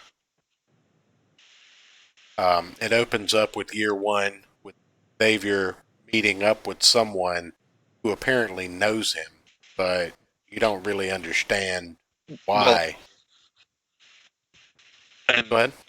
I like the touch that he was at. I like the touch that he was at like a carnival freak show, just Yeah. wandering around. Well, I thought that was probably a nice looking to little. recruit new mutants. I mean, that was his thing. But Yeah, one yeah, thing you see is that she passes a fortune teller, and that fortune teller has visions from the year 100, or the X-Men year 100. The magician, Tower, and the Devil are all characters that you see, and characters and trappings that you see in the 100 era. yeah. But we don't have any idea who this person is at the moment. My first thought was it might be like a Moira McTaggart. She's been a very influential character in the X-Men, but I don't Well, know. then we got we got a quote from her on the opening and on the inside cover page too. Yeah. Here's the thing, Charles. It's not a dream if it's real. Moira McTaggart. But and that is what she says. So the reason that she knows what she knows and he's reading her mind and all of this, like, you don't understand what that's all about. And from there, you switch over to year 10. This is where you find out that Mystique was successful in her attempts to steal information as she delivers it to Magneto and Xavier. It's kind of a short back and forth. Go ahead. Yeah. I was just going to say the backdrops for these scenes in Krakoa are just gorgeous. The integration of like the buildings into the environment and stuff, just the designs are just so cool. Yeah, let me pull up a shot that really kind of shows that. There you go. Maybe the introduction where it says the House of M. Yeah, I got that. Or that one. Yeah, that one. Yeah, just such gorgeous scenery. It's almost Guillermo del Toro, Pan's Labyrinth. Yeah, fantastical. Which I love that movie. Yeah. By the way, great movie. But I like the watercolor foliage mixed with the line art and the hard lines of the actual structuring. See what I'm saying? Like where it looks like it's a painting effect for the foliage, but a lot of the drawing and hard color. It's just gorgeous artwork, man, all throughout both these books. Now, this face on Magneto is a little weird. Some of the faces are a little strange, but you kind of get that. Yeah. Kind of get that. Yeah. I can forgive it after Charles, reading. In the beginning, his face was kind of, in some shots, was kind of weird. Right. Like, just the one that I've got up on screen, you can see it, but I'm not going to pull it up. But just look in that upper left-hand panel there. Look at. Come on. Yeah. But then you skip to year 100, and you know the robot-human coalition are hunting down and killing mutants, capturing them, all that good stuff. It's the same old story we've heard over and over again. But you kind of get a glimpse into the idea that this is an all-out war. This is basically the timeline. If you've watched the animated series, it's essentially the kind of timeline that Bishop or Cable would come from. Those future people that come back because they're the giant war for the human race. Well, there was something more to it too. Bad. What did they call them? The robot humans or something like that? Yeah, the human-robot hybrid types. Yeah, so we can assume that humanity is merged with machines at this point? To maybe try and take on the mutant population? Yeah, to maybe try and equal the playing field a bit. That makes sense, and but it's never something that's directly addressed. I assume that they're still and human. That's something we should point out. Oh, I do assume that they're human beings, but we'll cover that. Like we'll talk about that when we get to the year 1000. Yeah, because the writing for that. Like you get these little hints of an idea, but nothing's explained yet.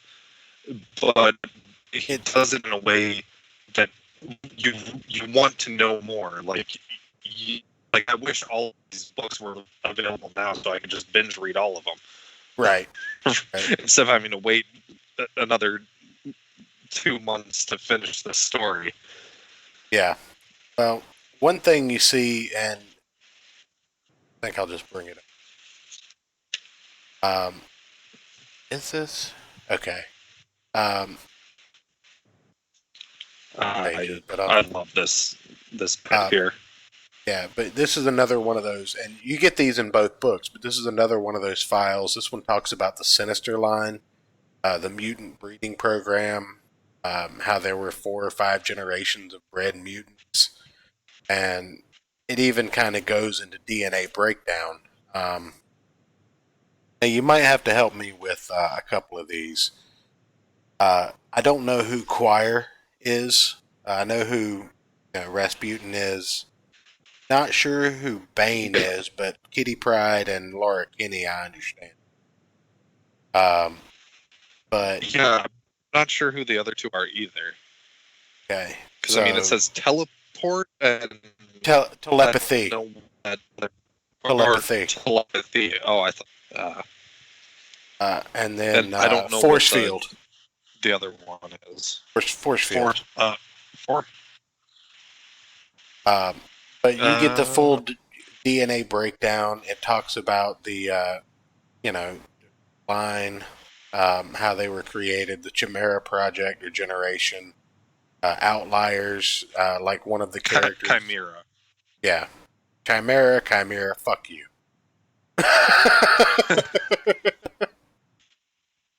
Well, you said Chimera, so. Jimon!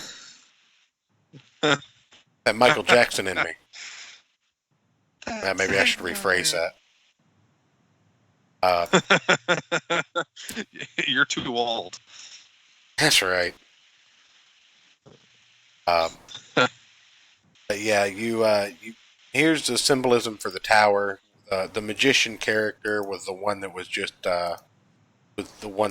described genetically. She had Colossus's skin, a big ass mighty sword. It was fantastic. And obviously, you have the tower here that homes Nimrod and his red assistant android type person, who strikingly looks like the devil. So I think that's where all of this imagery came from in the year 10. Well, we got a teleporter in that fight scene that looked like the devil card. Did we? Yeah. Is that later on in this book? I didn't catch that. It's before. It's before this. Oh, you're talking about the religious one. Yeah, I guess. Yeah. I guess you're right. Let me bring that up. That way I can probably show both of them at the same time. Yeah, probably. There's a shot Yeah, of him. you're absolutely right. I didn't even put that you can- together. I wasn't putting him him into perspective because I never saw the tail up until you made me just look at it.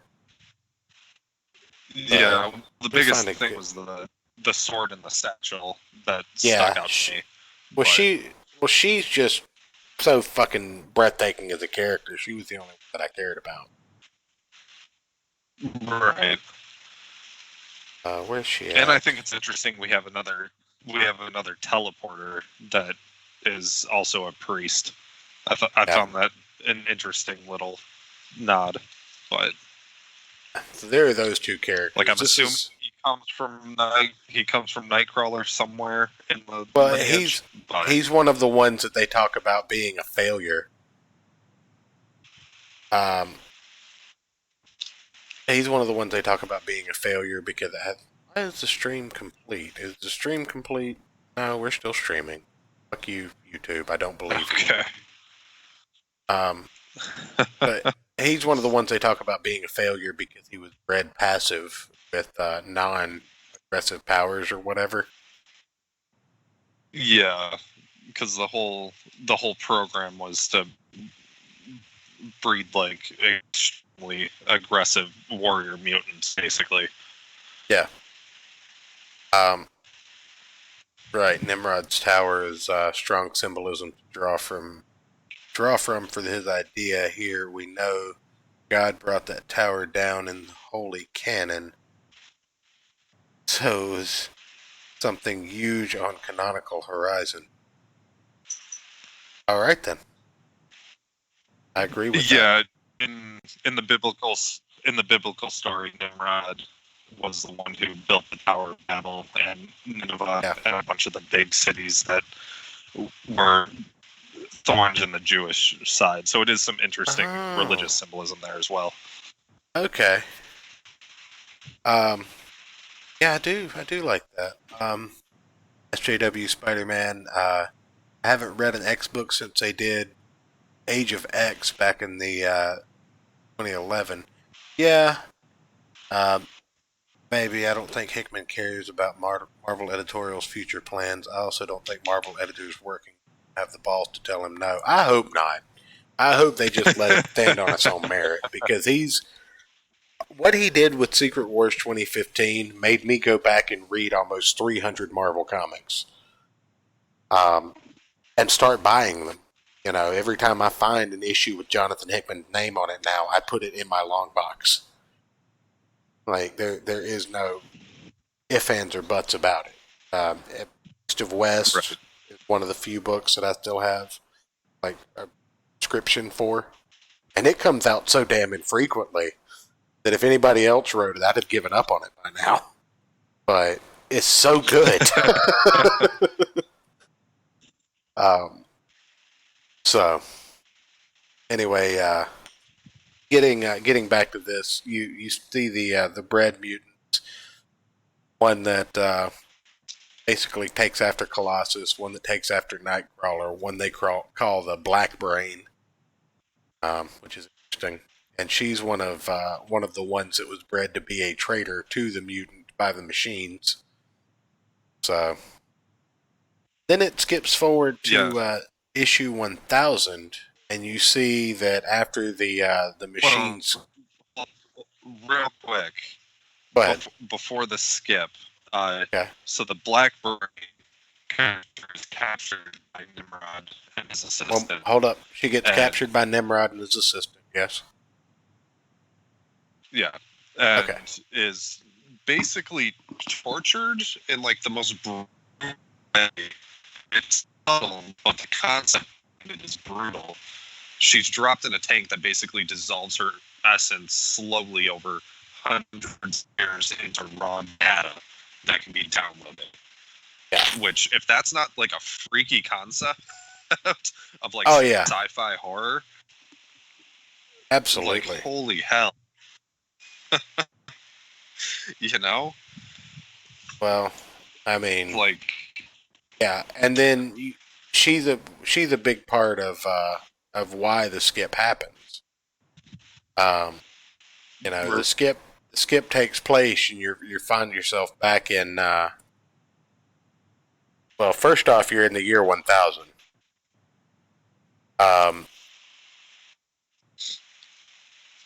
Well, you do kind of get a sense of the no place. We should talk about that before we go to the year 1000. yeah. Um, Yeah, it's a quick shot. yeah, but one of our favorite characters makes an appearance, so we should at least talk about it. Yeah. well, And then that's not the page. Page. There we go. and is the What? Your audio is so fucking bad right now. Like, your audio is terrible. Ah, jeez. Just hates you. Rotary phone is just Apparently. not doing you any justice. Pick up the receiver and put it back down All right, a couple of times. Right? Maybe on the wall. Now, what was your question? Oh, the character standing next to Wolverine, is that supposed to be an old Groot? Because if it is, that's a fantastic design. I hope so. I'm assuming this is supposed to be an old Magneto, or at least a child of Magneto or something. But Wolverine is still, I'm assuming, just still Wolverine. Because why the fuck wouldn't it be? Right. But these And he has the characters, brown and yellow suit, which is my favorite. yeah, the Canadian suit. Yeah. But you go forward to the year 1000, and you find the body of that mutant that was bred, and they kind of go on this little soliloquy about how if they had known what they knew, that the war never would have even needed to take place. And then you skip forward a little bit, and you realize that this entire era is just nothing but mutants, and they're basically, humans are endangered species almost. Like they're roaming around in the wild. Yeah. You know, they hope to God they never have Minion again as far as the humans go because of how destructive it was. Um, so it's a very interesting allegory. Like, if, and again, I don't like to, I do like to point out when I find these parallels between current social issues and comic books, and this could very well be taken as a, you know, normal cis white people are terrible and it's the unique race that needs to survive, but I'm choosing not to see that because I don't think I'm being hit over the head with it, and I don't think that's the allegory. Um, Yeah, mutants, it's a the lot more mutants in this, religious symbolism, I think. yeah, because even this shot kind of invokes a feeling of like Adam and Eve. Right. And at one point in And the story, Magneto says, "You must understand, you now have new gods." Talking about mutants. right, and that's in apocryphal texts, it talks about basically like a world society before where like Garden of Eden took place, and that's what's like looking down on us. So there's some interesting parallels on to that imagery in that last page there, at least that I caught. The average reader probably not, but I'm crazy and read a lot of weird shit. SJW Spider-Man, I think that was Zorn. But again, I'm not taking anything for granted because I have a stinking suspicion that Professor X is actually the Maker, and that these aren't actually the X-Men, because we saw mutants being grown in the first issue of House of X, so I'm kind of waiting on that to be fucking explained. Like, explain this immediately.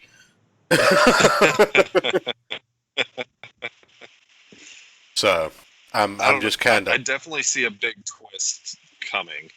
Oh yeah, absolutely. Somebody actually mentioned that to me on Twitter, and they asked if I thought that this was the actual X-Men. And anytime I see Jean Grey in a Marvel Girl outfit, I never think that it's the actual X-Men.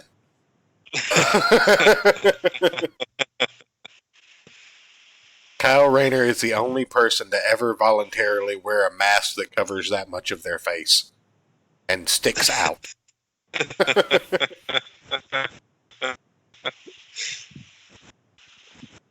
Ask. So, holy shit, Kim's watching us on a 55-inch flat screen. That's fantastic. God damn. Awesome. You should have viewing parties, man. Make everybody log in, but just have them view it on your TV. And I feel like I should be dressed nicer, even though we're not on camera. Yeah, we need to get your avatar. You know, like I'm in a you need to get your little guitar player guy in the corner in a tux or something.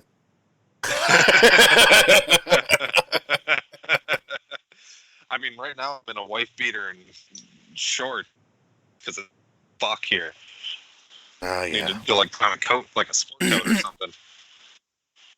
But leave the wife beater on. Well, yeah. maybe put a couple of beers on the inside pocket of the suit coat. Yeah. Well, I'm fast for that. But yeah, Zorn. The government tried to convince people to nuke the Maker. Yeah, the Maker. He's a very interesting character. Last we saw of the Maker, really, that I remember. Oh no, I think he might have been back before this, but I just haven't really read Marvel. The last that I remember seeing the Maker, he got cut up into little pieces for by the Molecule Man, just because. And I think the Molecule Man ate him. As you do. Well, the Molecule Man was starving. The reason Miles Morales got to stay alive in this universe was because he had an 8-week-old cheeseburger in his pocket. I do know that part of the story. Yeah. Because it's hilarious. Yeah, technically the cheeseburger was only 8 weeks old, but, you know. Yeah, and then Peter's like, "You've had that in your costume this whole time." I get hungry. Oh, he popped up in Venom. Okay, so I'll have to find out what he's up to. And but I don't think. I think it's like you said, SJW Spider-Man. I'm pretty sure JW Spidey. Excuse me. I think that probably is just a just a big dick move by Jonathan Hickman that he's just going to write what he wants to write. Oh, probably. And he also cloned the Ultimates as bodyguards. Fantastic. That's a perfect, great idea. Nothing could ever go wrong with that. Fucking Now, Marvel Comics. Are you picturing Hickman just walking into the editor's office and just dropping his dick down on their desk and being like, "Listen, I'm writing what I want. Leave me alone."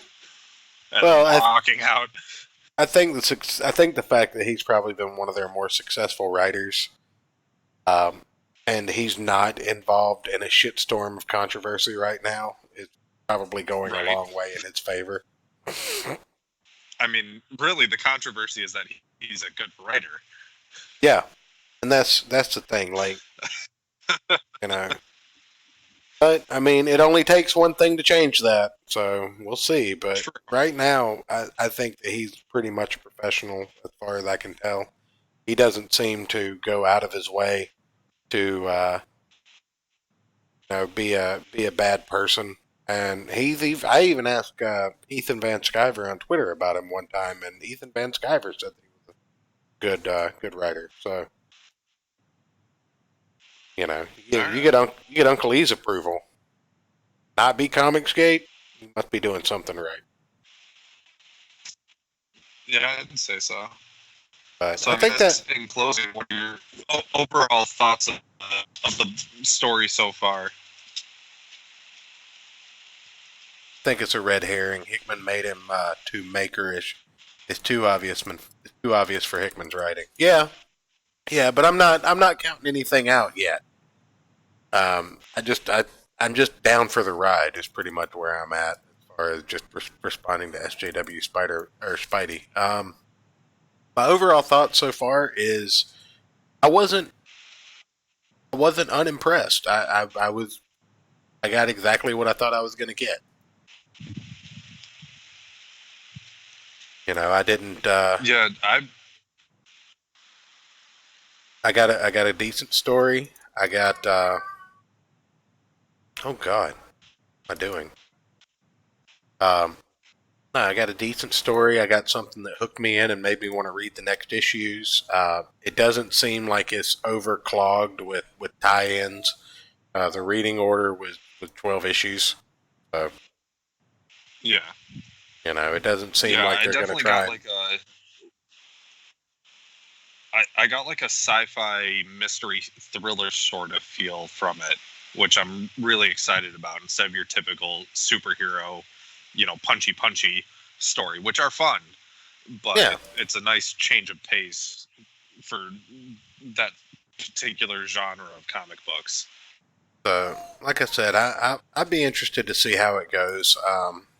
Maybe as it gets closer, we can talk about it once it's in the middle, and then once it ends up, we can wrap it up and just kind of give an overall review of it. But so far, I'm not seeing anything that I didn't expect from Jonathan Hickman. And not to just kind of show favoritism there. Let's go ahead and give a shout out to the artist here. Were they the same on both books? I can't remember. I think so. Hold on, let me check.